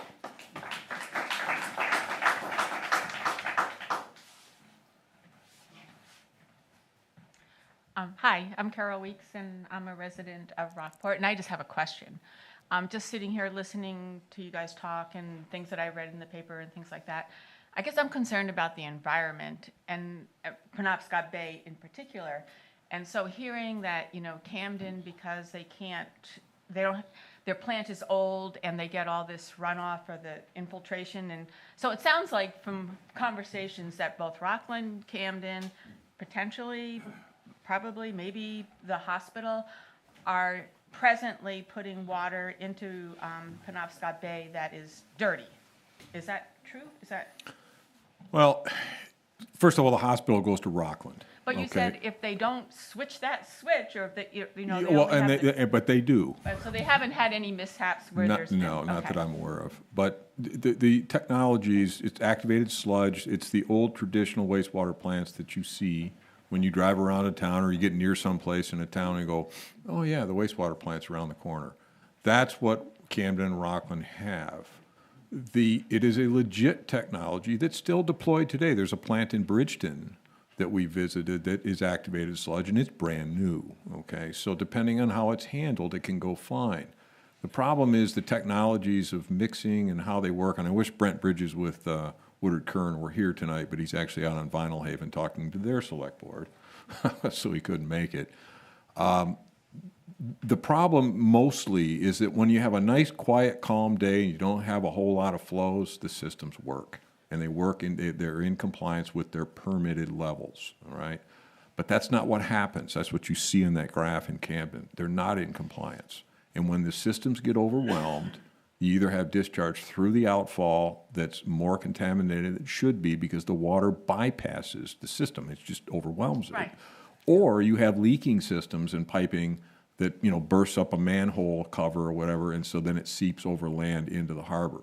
So my second question then would be, by us building our own facility, our water would be clean because we have a new facility and stuff that went into the harbor, but it really wouldn't, until Camden, does something to bring their plant up to present day standards, in Rockland too, they still would have those issues that they have regardless of where our water went. Right, and it's just a little less water, right? Right. Yeah, our water would be, that bottom part of the Camden graph would be now cleaner than what is currently being discharged into Right, Camden. and there were some comments too made earlier that I heard a couple of months ago that, we don't need another source of sewage going into the bay.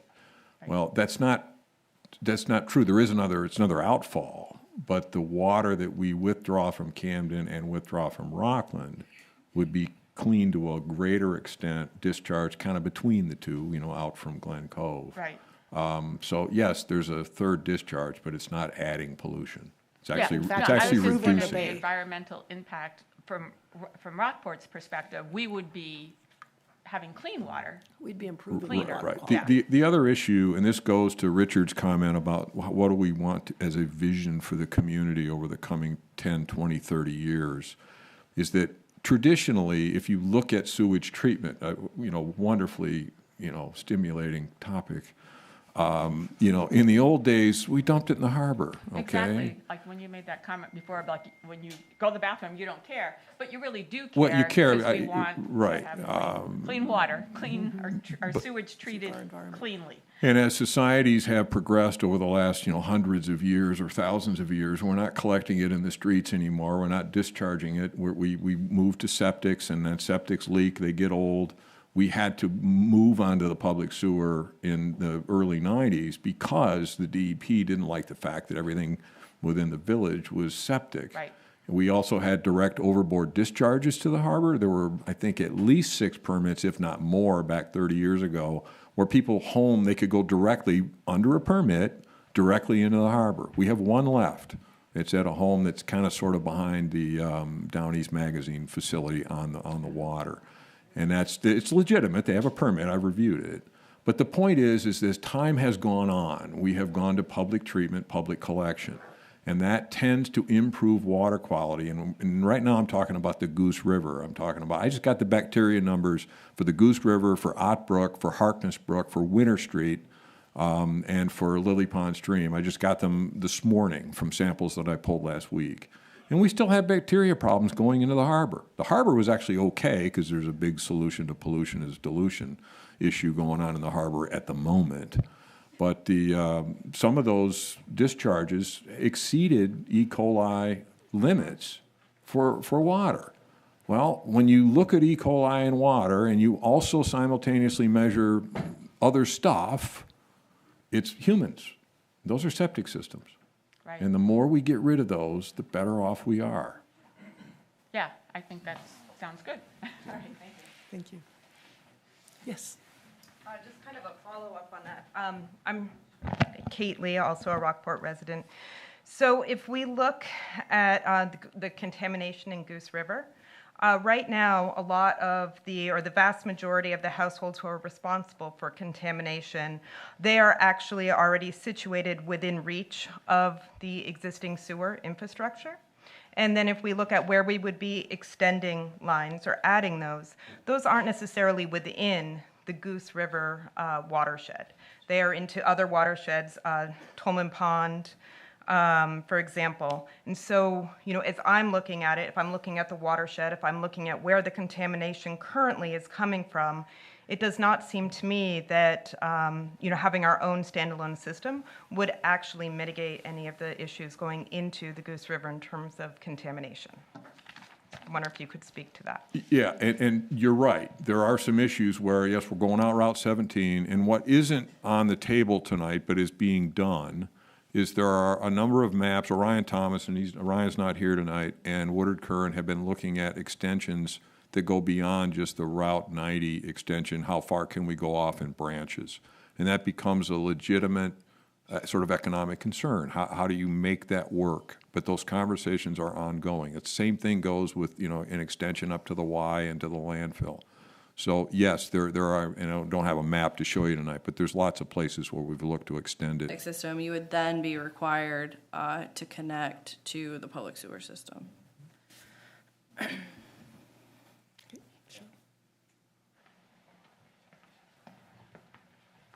I'm Cheryl Lickday, I live in Rockport. I was a little bit surprised in the lead of the Rockport Resource article that came in the mail over the weekend that sort of the first marketing pitch for this is to reassure voters that although all voters will get to, pass judgment on the largest bond measure we've ever been confronted with, that, sort of don't worry, only a minority of households, that is the sewer clients, will be paying for this.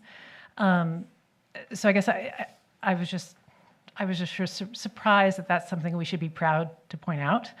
But also just a question about that, although I understand that it is true that the lion's share of the cost will be financed by these sewer customers, I don't quite understand how they are the only payers, in the sense that some of the equivalent users are, for example, the high school, which is multiple equivalent users, I don't know how many, the elementary school, multiple equivalent users, all municipal buildings, et cetera. So I'm assuming we all have a stake in that cost because we approve the budgets to operate those facilities, number one.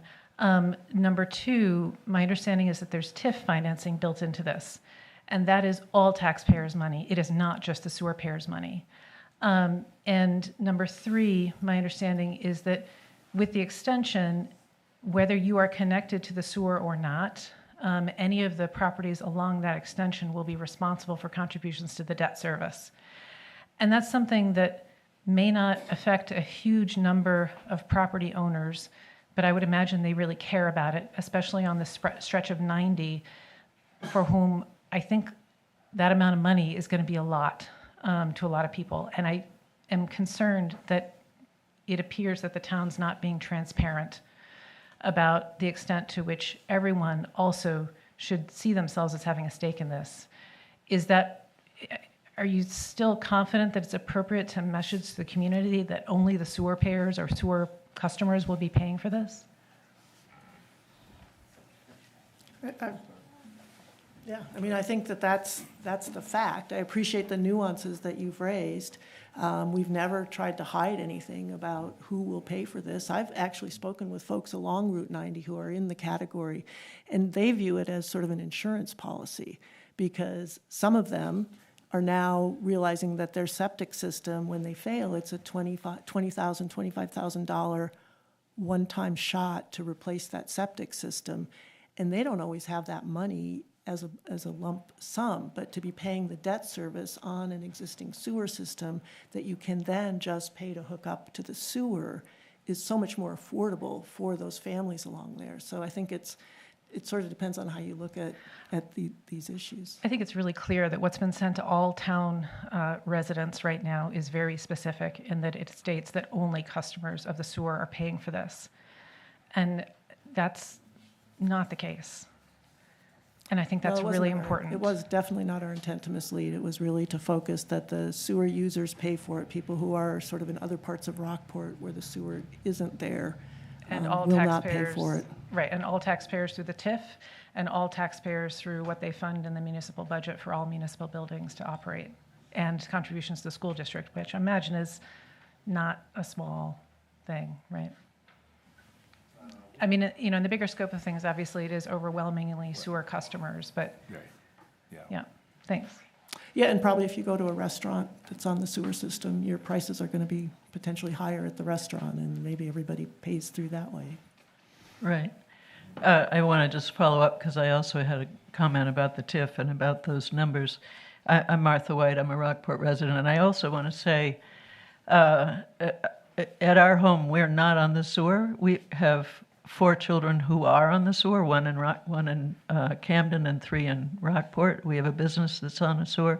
We've built a new house that we're not in currently that's on the sewer. So you would think if we thought this was going to save our children and our business and in the long run us money, that we might be for it.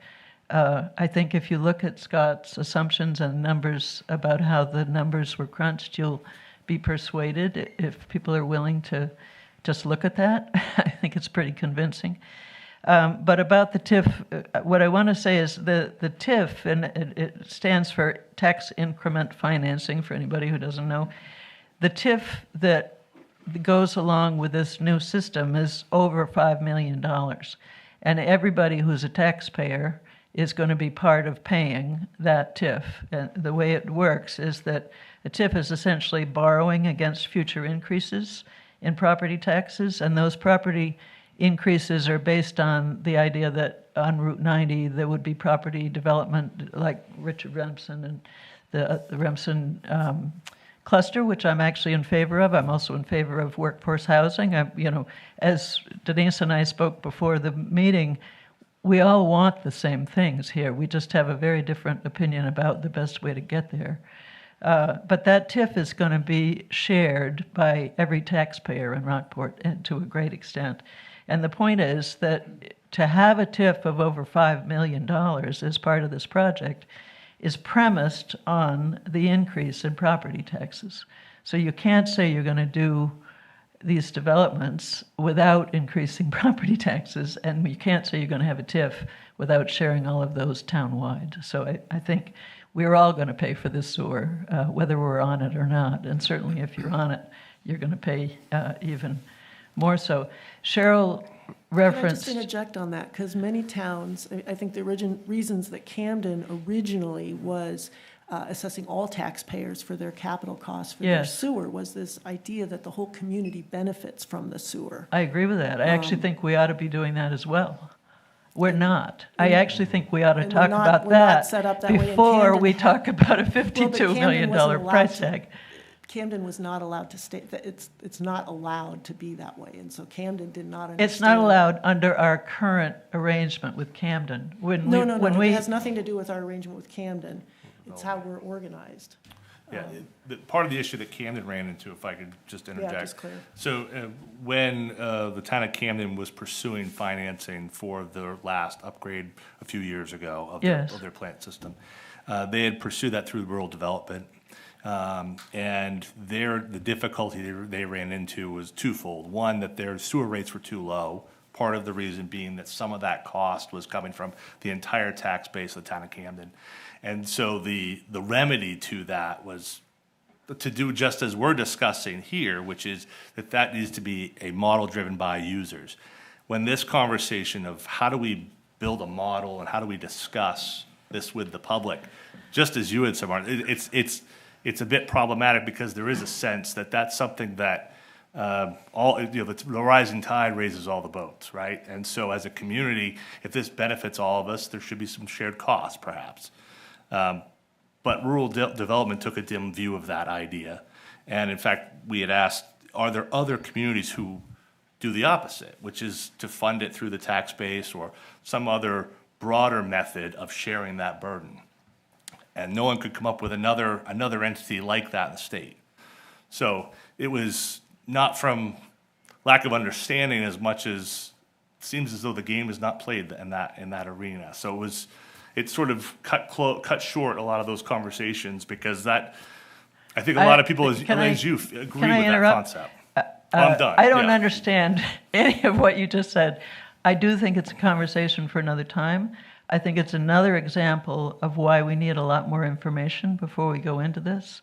And I don't think it really has to do with my question to you that I'm trying to get to for tonight. I think it's an aside. Okay.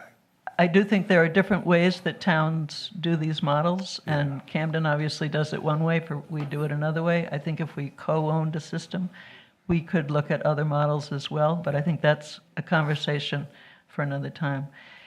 What I was starting to say is earlier tonight I had a conversation with somebody who's on the sewer system out in the Glen Cove area. She spoke about getting on that system, paying the debt service for being on that system, how much she's paying for condos because it's a multiple use situation. And her expectation that once they had paid the debt out there, they would just be paying user rates and the debt would essentially be satisfied. She's now realizing, as we talk about going out onto Route 90, that she's going to be paying the debt service again, because anybody who's on a sewer, once you're on it, you pay any debt service that comes along, whether it's the one that brought you on or the next one or the next one or the next one after that. So anyone who's a sewer user or an equivalent user is going to pick up that debt service. And that becomes a big burden for sewer users over time that's not shared by the rest of the town, even though the restaurants and library and schools and all the other things that are on the sewer that we all pay for as taxpayers are part of the benefit to all of us, and the restaurants are benefits to all of it, all those things. So my question really was to do with the workforce housing, which again I'm for. I'm curious how many people are currently not able to pay their sewer bills or have liens because they're not able to pay sewer bills. I understand the liens aren't being enforced right now, but I think there's a number of bills that aren't being paid, if I'm right. I think I'll defer to Megan on that. We actually have several liens that are outstanding right now. The way sewer liens work is that you have to be greater than 90 days past due. We send a 30-day notice once that time frame hits. And I you was have- really just looking for a broad number, just an estimate of maybe how many households might already be not able to pay. We probably have 15 or so outstanding liens right now, and we're getting ready to say 30-day notices. Okay. So then my next question is, in modeling the Route 90 expansion, did you build in that there might be also there non-payers and liens? Because it seems to me right now Route 90 is where quite a bit of our more affordable housing exists, and some of them are building new septic systems right now, I notice. Was there a number put in for how many of those might not be able to pay? We historically have not budgeted anything for non-ratepayers.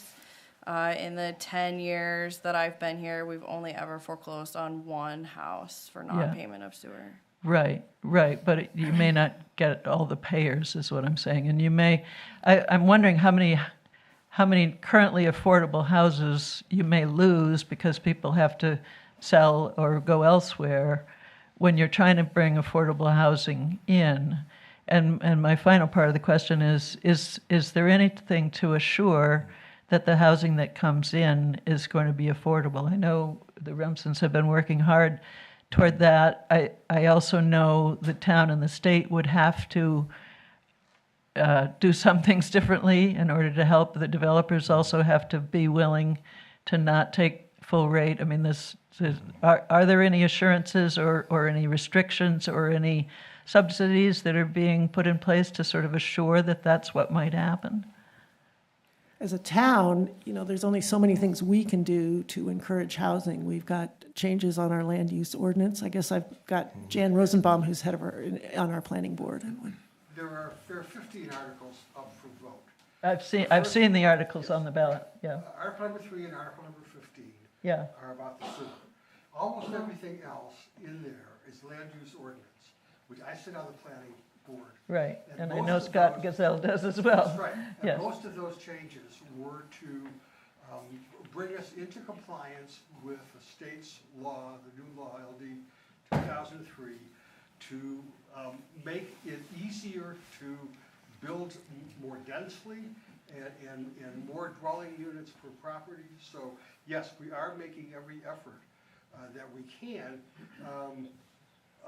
to increase the interest in developers for affordable housing. We're giving tax benefits and therefore lots of benefits for.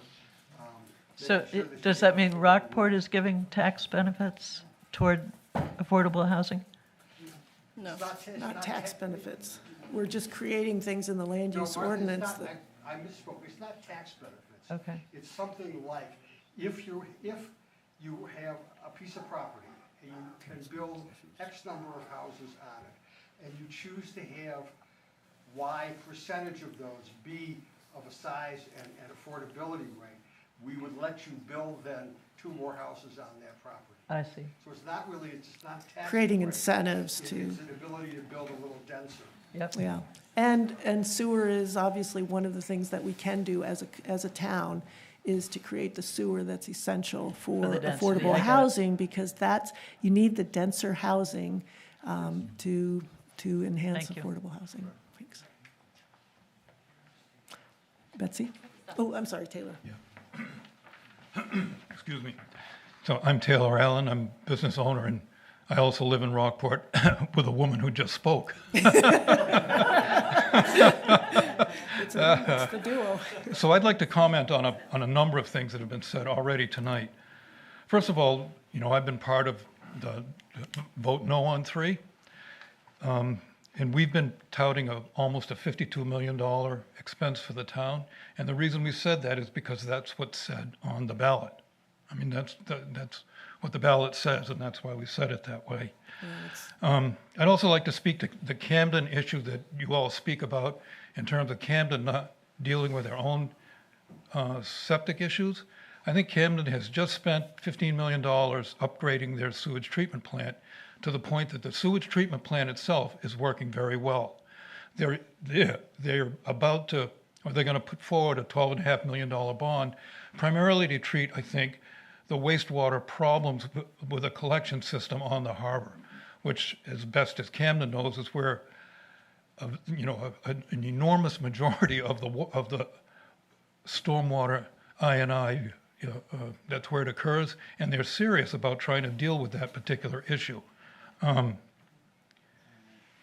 The town of Camden has hired 5 engineers to help them understand their problems and to help create solutions. So Camden is serious about solving their problems, and if they do, that plant has a capacity of 4 to 5 million gallons a day. Right now, I think the limit is 1.2 or something to that effect, and they're only processing 400,000 odd gallons a day. There's plenty of capacity within that plant to accommodate any of the expansion problems that Rockport itself may decide we want to do. So I think that's also at work here.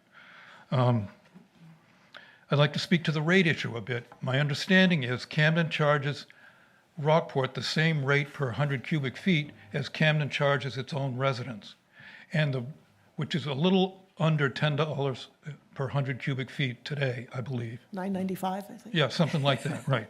The remaining 50% is all what Rockport charges to manage and maintain its own system. So I think it's disingenuous to say that the reason our rates are so high is because it's Camden's fault.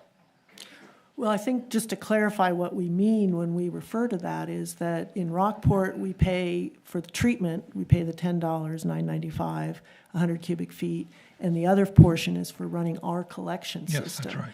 But built within the Camden $9.95 is all of their costs to run their collection system, which we aren't a part of, we don't benefit from. So we are paying twice. We're paying for the Camden collection system and we're paying for the Rockport collection system. And that was really the nub of the discussion with Camden in the past, was we needed to come to a fairer number that didn't require us to pay 100% of their collection system. The only point I'm trying to make is it's not fair. I don't think it's fair to blame Camden for those larger costs. They're charging us what they charge their own users. That Right, seems but reasonable to me. Well, but their own users get the benefit of the Camden collection system. We don't get the benefit of the Camden collection system, but we pay for I it. actually think we do, but that's not for this discussion anyway. The other thing I want to say, if Article 3 passes, I think we lose leverage with Camden rather than gain it. We're sitting on $52 million worth of money, and we're going to go to Camden and ask them to help us? Why wouldn't Camden want to take part in that $52 million? It doesn't make sense to me that... It's 30... Well, okay, $33 million, whatever the number is. It's a bond that we can get through with help from federal grants that we can get at a low interest rate for our own treatment plant. We don't have $33 million. No, I get that. But I think it weakens our position with Camden rather than strengthens it. So thanks. Okay. Betsy. Hi, I'm Betsy Elwin. I live in Rockport, and I actually have a legal question. Because my understanding is that the operating agreement with Camden ended, right? And we don't currently have one? We have no agreement. And there's no, what's the legal requirement? Do they have to enter an agreement with us at some point?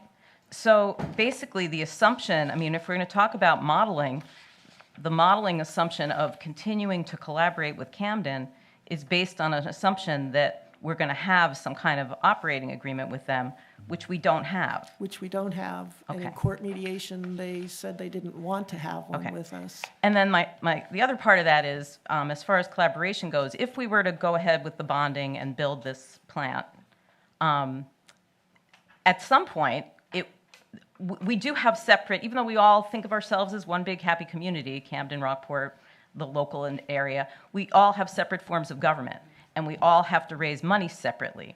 And I don't think in Rockport could legally make a capital contribution to a plant that's owned by Camden. Is that correct? That's correct. I feel like I'm cross-examining you. I don't mean to do that. So I guess then my my thought is, even if we went ahead and built a plant of our own, at some point in the future, if we collaborate with Camden and any other neighboring community, we could form some kind of a sewer district Right. and look at the plant that Camden owns, the plant that Rockport owns, and anybody else's distribution systems or plants, and those could all be part of a regional system. So then my other question is, can you reverse the pipe? So like we currently send our waste to Camden. Could Camden send their waste to us? Yes. Okay. Now, is it as simple as? You don't just flip a switch. Right. Yeah.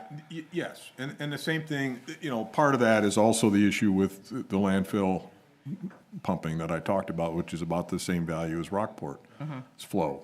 We could take that flow, take that off their hands So I to guess give the them way, some relief. So the way I look at this is we would be building a modern plant that has capacity that could be utilized by Rockport currently, Rockport growth, and potentially other communities.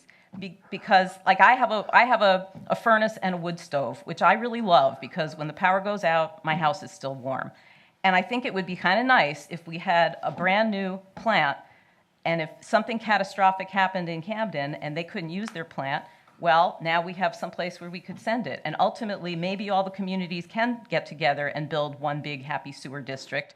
Nothing about building this plant prevents that from happening in the future. So that's right. my comment.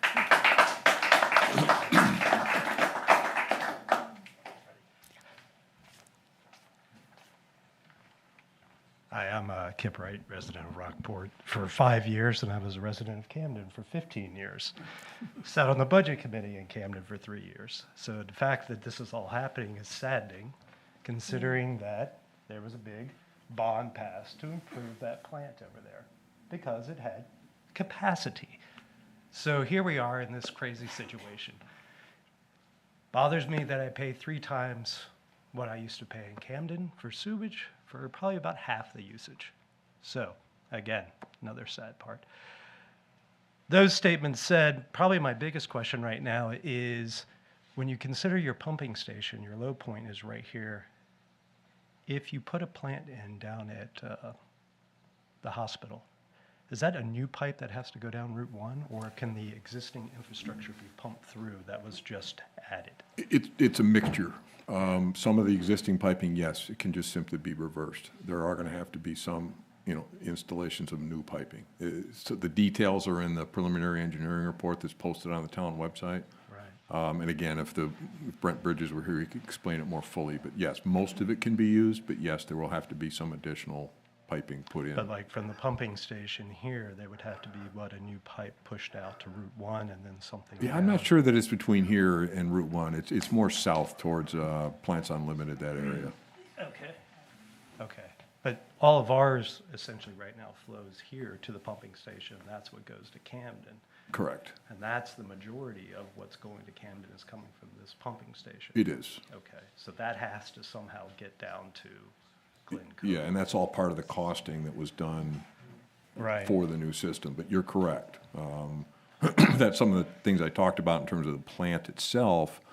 It's lick 'em, stick 'em, no matter where you put it, the plant costs X, but you have to do prep, which includes that and also site preparation, which is a little different depending on what location you pick. Right, but the bottom line is we're gonna be looking at some more disruptions along Route 1 to tear that up and put piping in and so on and so forth, because. Yes. Yeah, because that was all built to sort of gravity runoff to the pumping station. Right, and some of it's gravity flow, others is force main that has to go under pressure, so that's where some of the issues are that have to be dealt with. Okay. And I would just add, we know where all the ledge is to a greater degree than we ever should, given all the blasting, especially that occurred by the bowling alley. So that was the most challenging section of the Route 1 project. Right. And so the ability to sort of work within those same lines, there's a lot of lessons learned on all that. But again, proximity, in my mind, and I've heard some of the initial reports, but, with the park here, right off the Goose River, we've got the pumping station right there. Was it ever considered to possibly split the two locations? instead of trying to locate all sewage treatment at Glen Cove, was it ever considered to do a smaller footprint at Glen Cove and a smaller footprint here in Rockport Harbor, especially considering it's built on the model that's been put in Lincolnville, which is very small and tidy? It's much smaller. Yes. Yeah. That's a 25,000 gallon a day system, and we're looking at much more than that. So that's the type of technology, but certainly from a footprint perspective, it's much Right. smaller. And we'd But be was it bigger. ever considered to maybe think of 2 locations for treatment instead of having to do all this infrastructure to, you know, I'm looking at it like, wow, all this is going to roll downhill and it's got to be pumped back over that same hill and down to.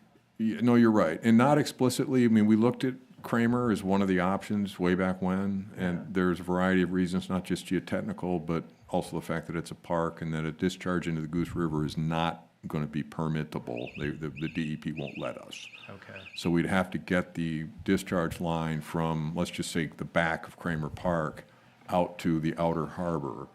And so some of the question was, well, how are we going to do that without, you know, just physically through the harbor and through the infrastructure and through the mooring field? And it was going to have to be some of it above ground, et cetera, et cetera, et cetera. And it just, you started looking at park, the fact that Kramer Park is sitting on lime kiln waste. So from a structural perspective, it's not a good idea. And the fact that you can't permit to go into the Goose, it feasibly just didn't make sense. Okay.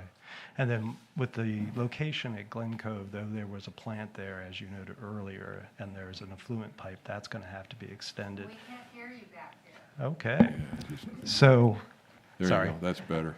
So with the location you're looking at in Glen Cove, that facility's there, you have an effluent pipe that goes out, that's going to need to be extended.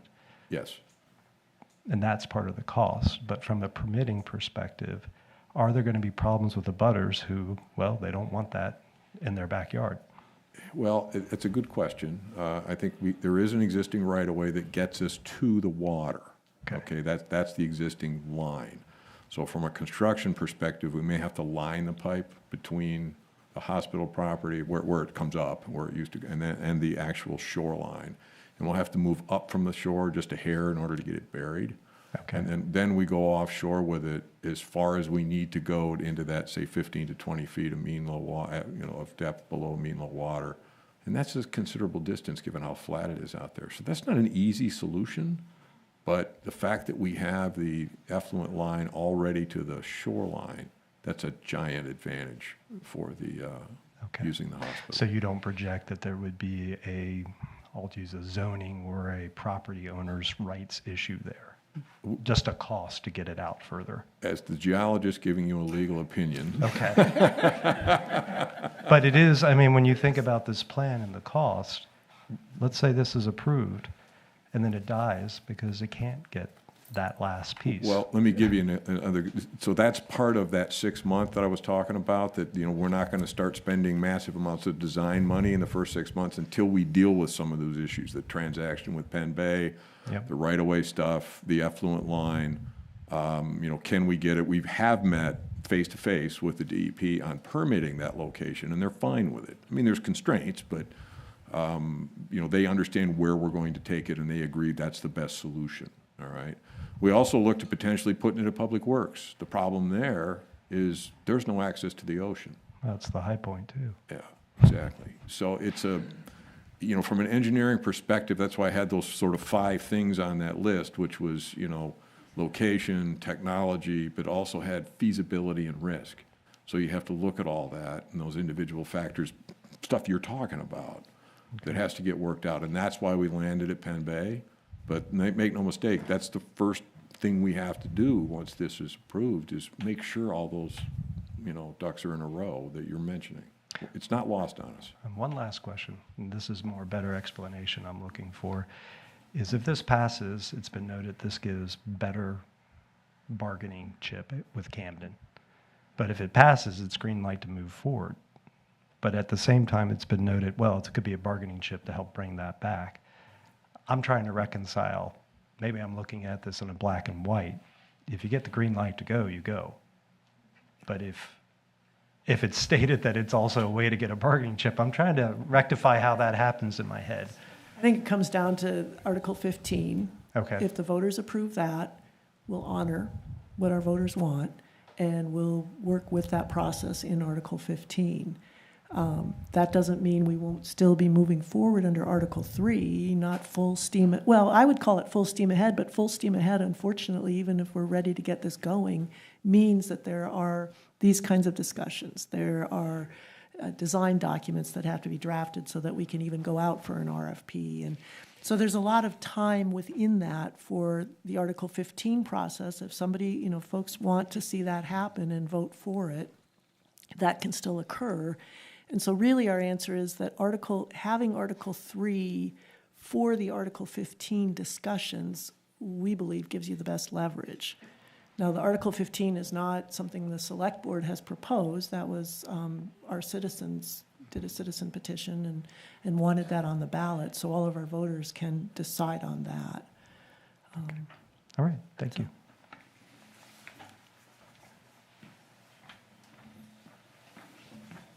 Hi, I'm Marty Stone, also from Rockport. My question, I had two questions. One is actually the same question he just asked, but I do want to add one more comment, which is I think that's quite deceptive to think that Article 15 is going to suddenly counteract the big one. Because I think if the voters do pass it, they're going to expect action, and they're not going to expect that suddenly it's a big piece of leverage against Camden. And that's how you started this whole evening discussion. Yeah, I guess what I want to clarify with that is that Article 3, there will be steps that are necessary to work towards this sewage treatment plant. Right. That do not involve breaking ground and beginning construction of the sewage treatment plant. So there's time for all the preliminary work that is already a requirement to move forward on the sewage treatment plant. There's time for Article 15, which specifies having a report available by next spring. Yes, I understand that. But if the voters approve to make the big project happen in number 3, I don't see that.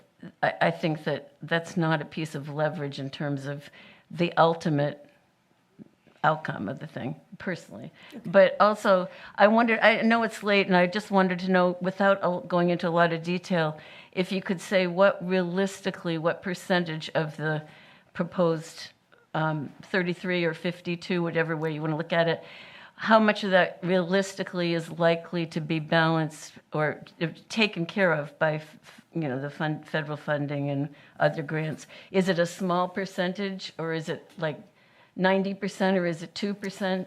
And I don't want to hear a lot of detail because I don't think people are ready to listen to it. I'm giving you too much detail. Thank you. So the current models that have been built estimate $4 million in grant funding. The expectation is that's somewhat of a modest number. We already have received commitments for $2 million, so we're already halfway there, and we obviously haven't even voted on this. So three. Oh, sorry, 3. Well, but it depends upon. So what we have not yet heard from is from our state delegation, and there's a couple other entities we've sort of dipped our toe in the water with. But what I also want to say on this is that we have pursued these grant fundings ahead of a town approval, and every time you do it, it's dicey, because while I would love to be able to sit up in a meeting like this and say, we've got $10 million and you can all vote for it, because the challenge is that those who fund these things, from whether it's EDA or rural development, whoever they may be, they want to see the communities behind it. And so it's a very challenging back and forth of saying, right, well, has the voters approved this, or how does that go forward? So speaking with one voice, there's leverage. We can talk about Camden, what have you, but the ability to go out and try to actually receive grant funds.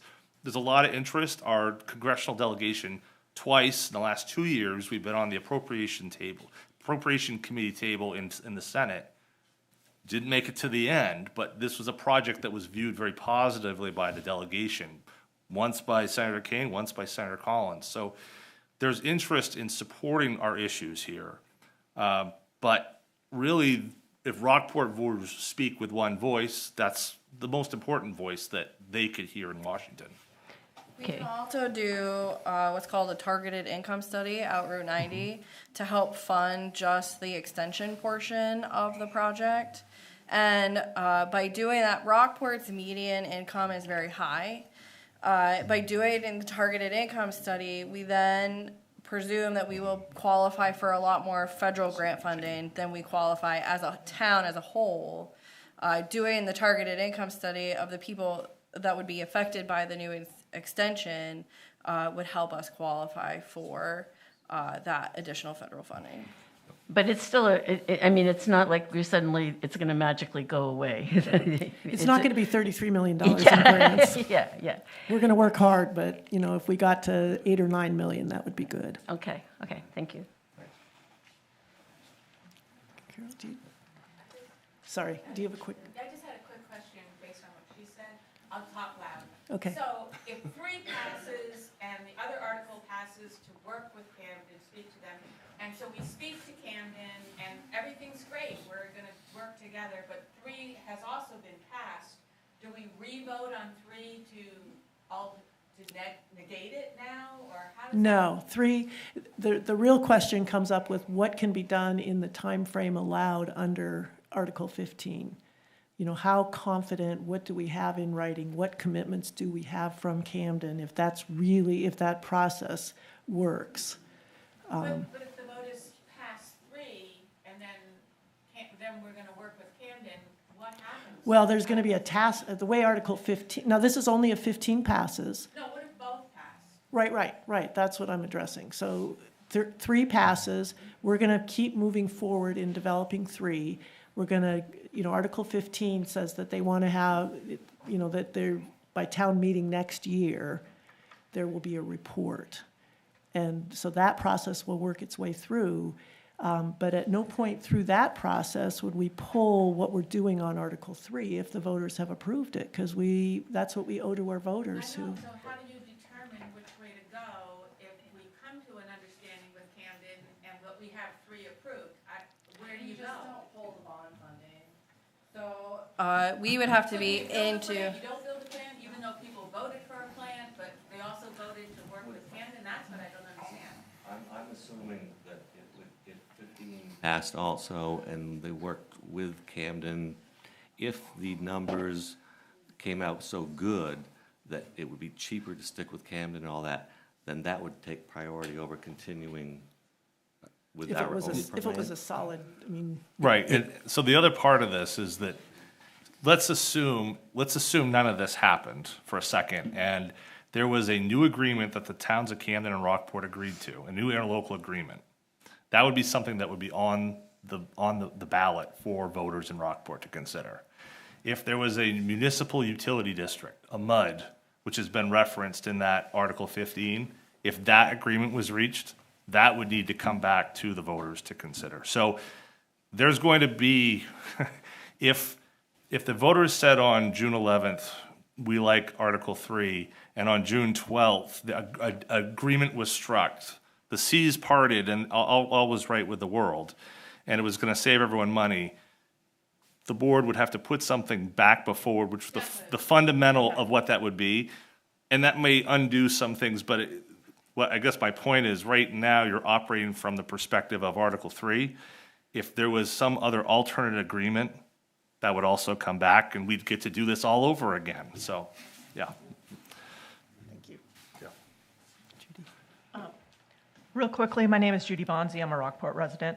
I've heard numerous times today how, and I'm super for affordable housing, by the way. But I keep hearing that every single year, I mean, Mirror Lake gets depleted and we have to add water to it.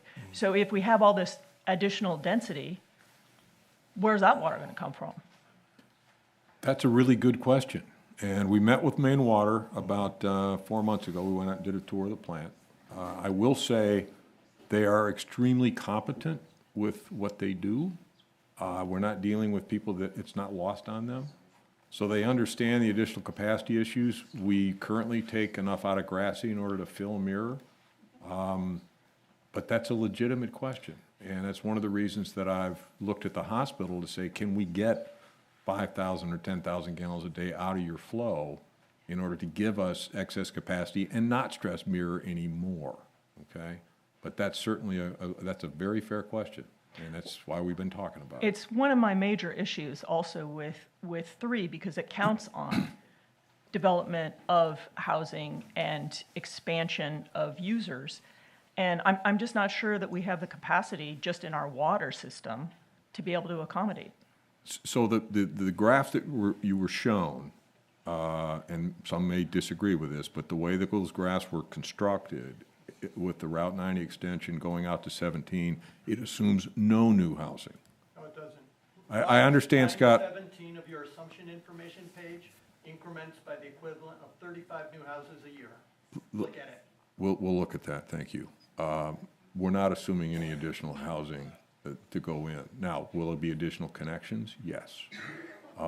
So that will increase the use out Route 90. That will potentially affect mirror. But, so your question's a legitimate question, and we have to be smart about it. But that's an issue we have to continue talking to Maine Water about. They understand the issue. Okay, and one other thing. With Camden, when they have a bond that deals with a specific area within their, I think there's 5 different areas in their sewer system. If they have a bond that's specifically for an area that we do not have any connection to, we don't pay for that bond. Is that correct? We pay it, Right, but- through the treatment, through the treatment rate that we pay them. Right, but we will not be We a pay- part of those bonds if they don't affect. That's, Oh, yes, we will. Yeah, so. Oh, yes, we will. Here's when I did that graph of Camden's flows, I looked at their budgets every year from 16 through 24. In fiscal 24, the year we're operating under right now, is the first year that they put their bond payment on the sewer budget, because as Megan mentioned earlier, it used to be distributed to the town as a whole. This year, for fiscal 24, I think it was a $600,000 bond payment, if I'm not mistaken. $600,000 for their bonds are on their wastewater budget. And that's, so yes, we do, in terms of the rate. Okay, and isn't part of our rate also the lawsuits that came out of are not paying Camden anymore because of an error in math from Woodward and Kern? I mean. I'm muted, so I'm not. Yeah, I can't. He just told me that. And then he walked away, huh? You want to borrow mine? Sorry. Yeah, right. I hope everyone can hear me. I don't know. It doesn't sound like it, actually. I'll come around. You want to borrow mine? Yeah, Mr. Here. Bill's- I hope none of us are muted. How about this? Is that better? Yeah, there you go. Sorry, everybody. Could you ask a smaller version of that? Because I've just got a little bit confused. What was, so the question was in terms of the rate, if, So I- Which is why we stopped paying them. how And why much- we incurred the loss. how much of the current rate is related to Woodward and Kern? No, No. that's not what I So asked. The lawsuit, what we paid. So when Oh. we left Yeah. Camden, we were sued, Right. obviously. Right. And the reason that we left was actually an error in math that Woodward and Kern, when they were No. deciding that. That's not accurate. That is That's not accurate. Do you want to start or? Go Well, ahead. just because I was part of that, as, you know, there were other select board members at the time, but we had been working with Camden to try to get to the very point you raised, that there are areas of Camden where money is being spent on the sewer that have absolutely nothing to do with Rockport users. And as we were renegotiating or negotiating a new agreement with Camden, once the 30-year agreement had expired, one of the principles we were working with Camden on was we should only have to pay for the parts of their sewer system that we benefit from. We shouldn't be paying the same rate that every sewer user in Camden pays. And that was something that just, you know, initially Camden said, yes, that makes sense, we get that.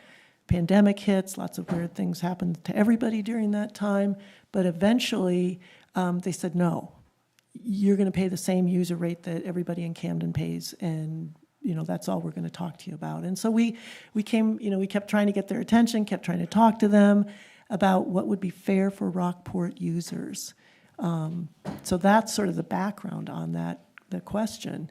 And there was a math error, but that wasn't the nub of the issue. The nub of the issue was, should Rockport sewer users pay for this Camden collection system that provides no benefit to Rockport's use of the Camden sewer?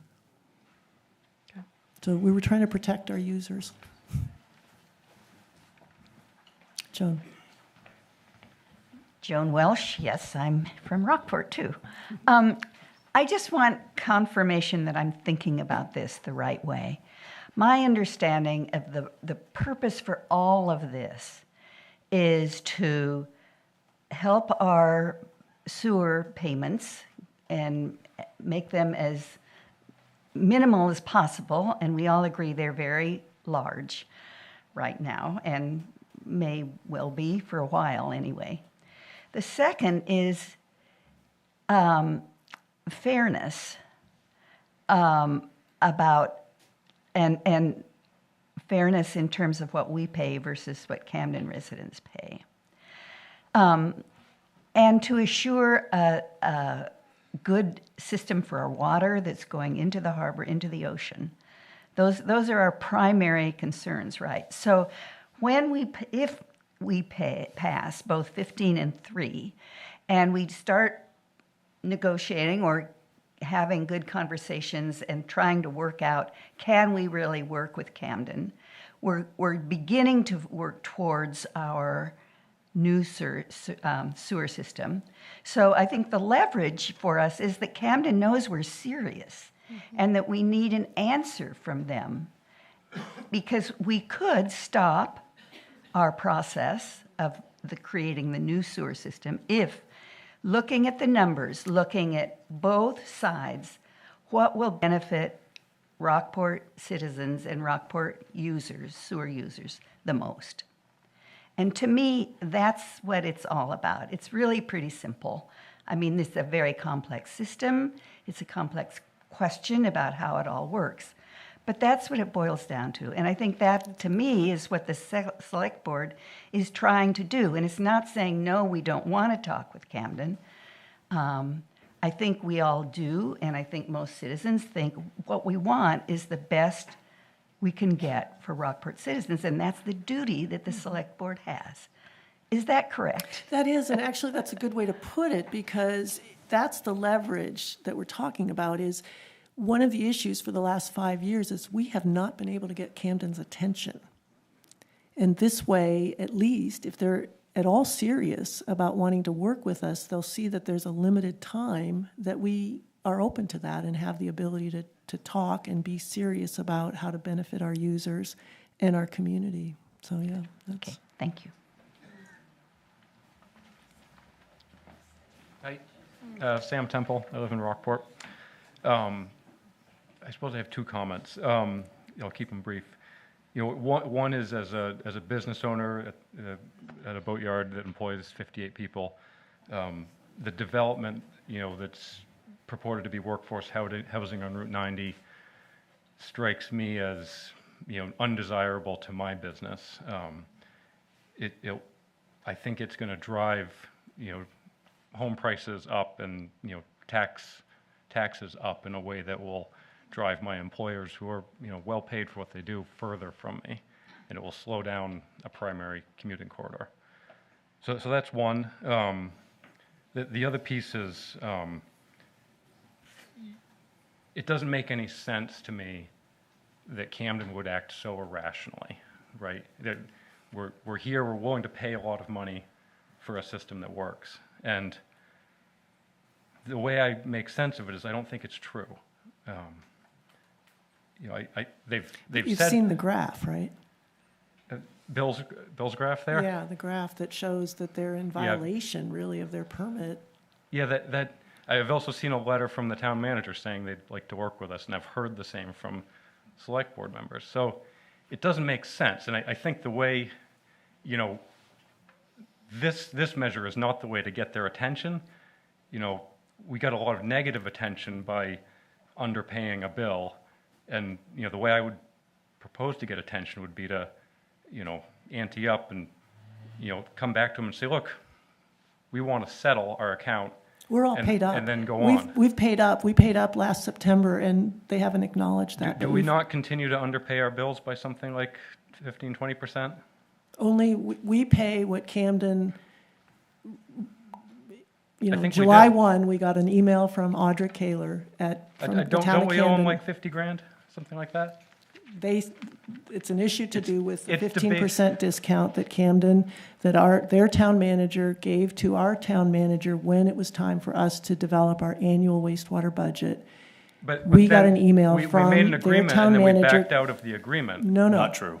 Not true. Not Their town manager emailed our town manager and said, yes, this is the rate you should build into your annual wastewater budget. And that's what we did, and that's what we're paying them on. I think that was under the auspices of an agreement that never got finalized.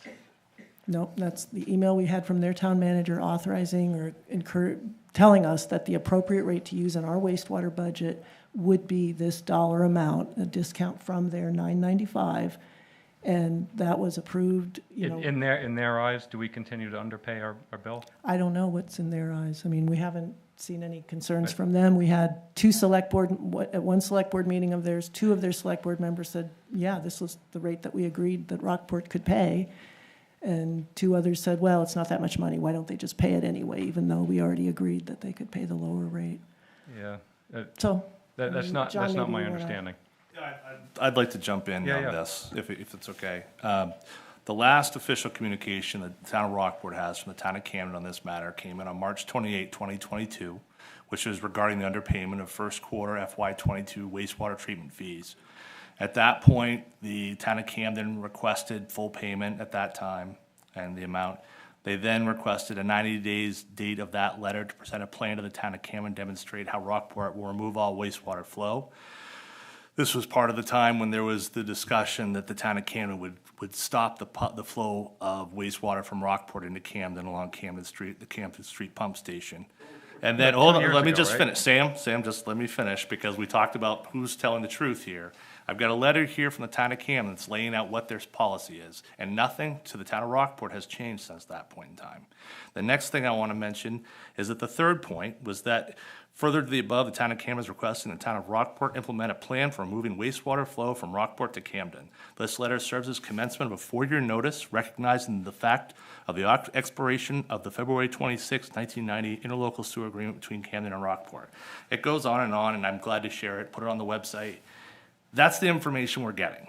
So I understand there are individual conversations. There's individual conversations that seem to be happening all over this matter. Everyone on this table, a number of you in the audience have all had conversations that have been fruitful, interesting, no doubt. The problem that seems to come down to is that these guiding principles for Camden discussions, which have not been voted on by the board or approved by the town in any way, but those are really underlying principles that have guided for the 5 years that the prior select boards discussed this, current select boards, future select boards. And though there's a willingness to discuss the conversation, the difficulty when you get through these bullets is that the conversation, it dries up. And that's the way this conversation has been for the last 3 years that I've been here, seemingly the 2 years before that. This is a last chance scenario. I don't think anyone on this table, I don't think anyone in the audience wants to be here having this conversation about wastewater. I don't want to, the amount of time I've spent not working to help Richard bring workforce housing to West Rockport and Richard, or Brink and Maisie, or some of these others who have talked with us about this. We've spent an incredible amount of time trying to get to the table to talk about it. And that's a sad state of affairs, that 2 communities can't have this conversation about principles, sit down, work out, as Brink said, it's $50 million. How do you carve it up? It hasn't happened. It's sad that it hasn't happened. But I think what we've proposed ourselves with as a community is an option that could work. Now, as the voters, you'll all decide if that's the right decision or not. I certainly understand your perception, but the difficulty has been that it's been a request to meet and not met on the other side too often. And so that's the challenge that I've faced, and I think the board will probably echo that consideration. So I said I'd be brief, and I'll just say this. you know, I do think that you guys have come up with a great plan for a standalone system if we have to stand alone. And I think it is sad that the two towns have not been able to do it. And, you know, there's a group in town that I'm a part of that, you know, is saying maybe the right people aren't talking. And that's the intent, you know, of the Citizens Initiative to say, hey, let's put the right two people together. Well, I don't know the right, let's put a different group of people together Whoever, yeah. who, Sure. you know, will act rationally, we think. Yeah. So that's it. Well- No, I don't mean. Oh, no, I don't mean a slight on you guys. Well, Well, we're saying. well, we're saying. I understand the point, and We're saying it doesn't yeah. make any sense, right? It does, and I totally agree with that concept. We are not in a so rational place let's on that. figure it out so it does. That's all. One thing I don't know if has been clearly defined or explained is the 15%, how it was brought up and why that became an issue, and the information you had to go ahead. If you could clearly state that process, that might help clear up some questions for people. Okay. Because a lot of people are thinking that we stopped payment and Camden's pissed at us and they're Right. rightfully pissed and we still owe them money. Right. So if that can be clearly stated, it might help a lot of people. Okay, so as part of the lawsuit, the two towns met 4 times. Twice were sort of conversations around the issues, the two parties, the attorneys talking about pros and cons, how we got here, and it really didn't materialize into much of anything. We then proceeded into 2 rounds of mediation via Zoom, which was interesting. And the conversation the conversations were very unproductive in the first round. And, okay, we're turning off lights and, anyway. Sorry, everyone in the front doesn't understand, but there was a groan in the back over the lights. Then we entered into our last round of mediation. That was when, and some of you who have been in these conversations that have heard that we went to our own round, they said, do you want to work together, or do you want, or is this a divorce? We said, well, we'd like to work together. He goes in the room with just Camden, this is the mediator. He comes back to us and says it's a divorce. Okay, that's fine. And then things moved very quickly in the conversation. We didn't anticipate we'd be able to walk out of that night with an agreement, or that afternoon. But Camden was eager to finalize the terms of this divorce. And part of that was seeking we needed a reduction in terms of that fair price. So they offered a 15% reduction on their rate that we would pay to account for the fact that there is capital costs that they have in their rate that we shouldn't be paying for. They also agreed that we would be off their system within 6 years. And the third item is escaping me. That we'd pay up. Oh, pay up, yeah, which was, we'd already paid half of the payment by that point, and finalizing that was not an issue. So we were that was what was presented to the town.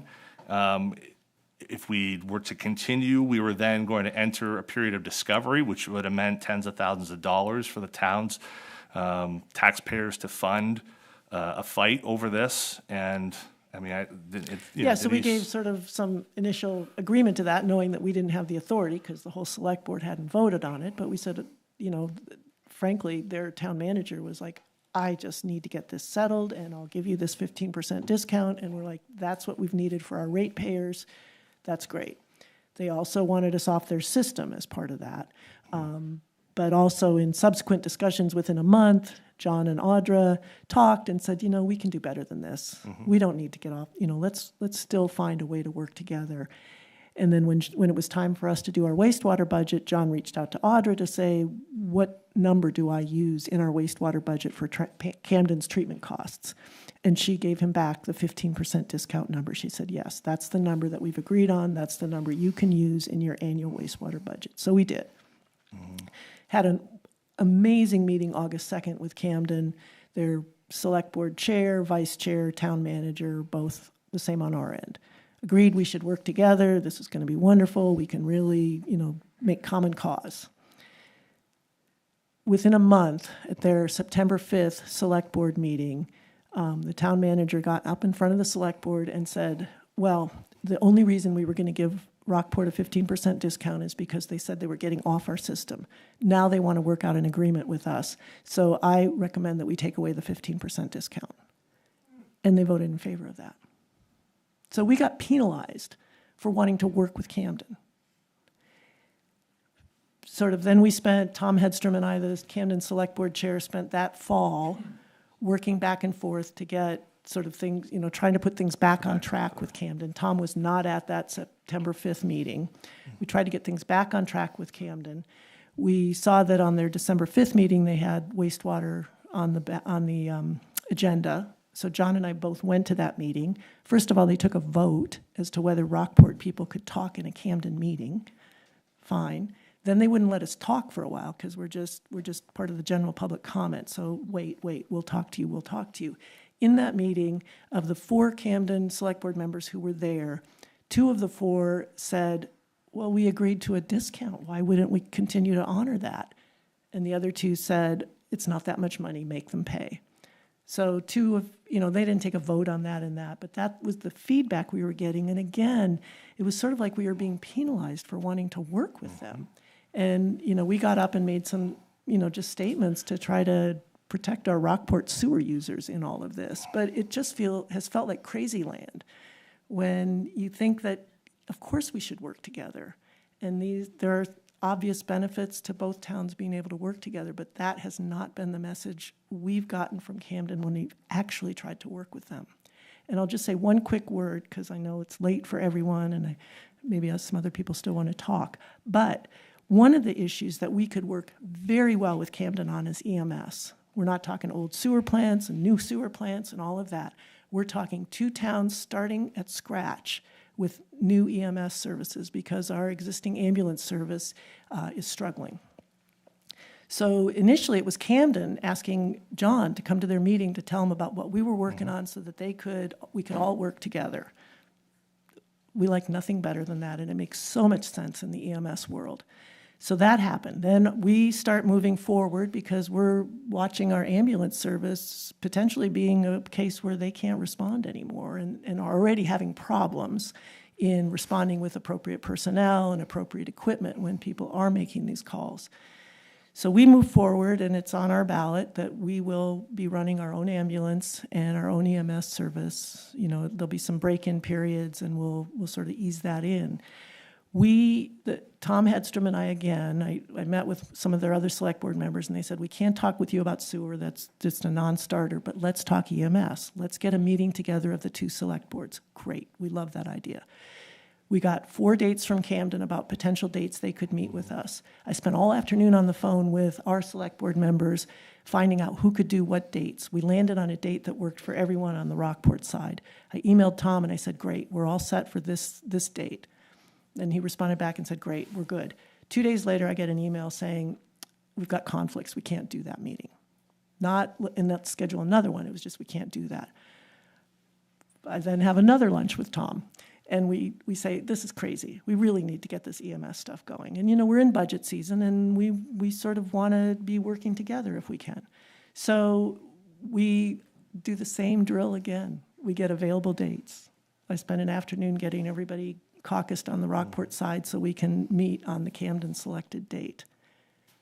Sorry, 2 days later, it's canceled. We can't do it. We have conflicts.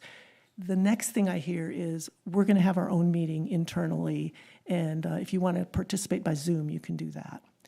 That's fine. That meeting never happened. So there was never a meeting, and this is something that was easy to work together on. And yes, everybody would have said publicly, we can work together, but somehow there's no time for a meeting.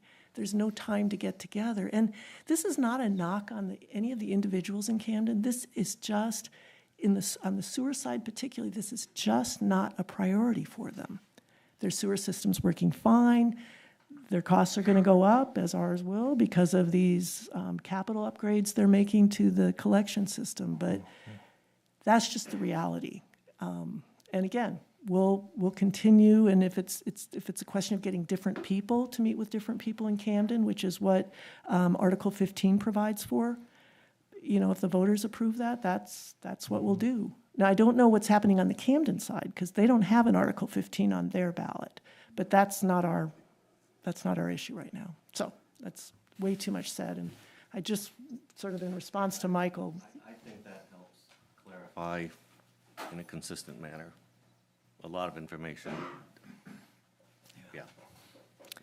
Anybody else?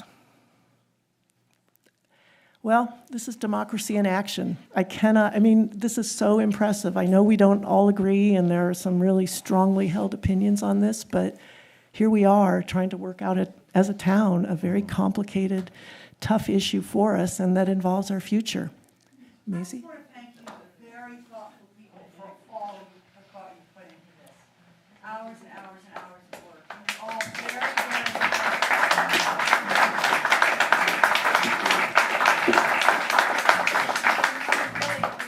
Thank you. Thank you, everyone. Now, as Richard Remsen would say, do we go to the snake pit and all have a drink together?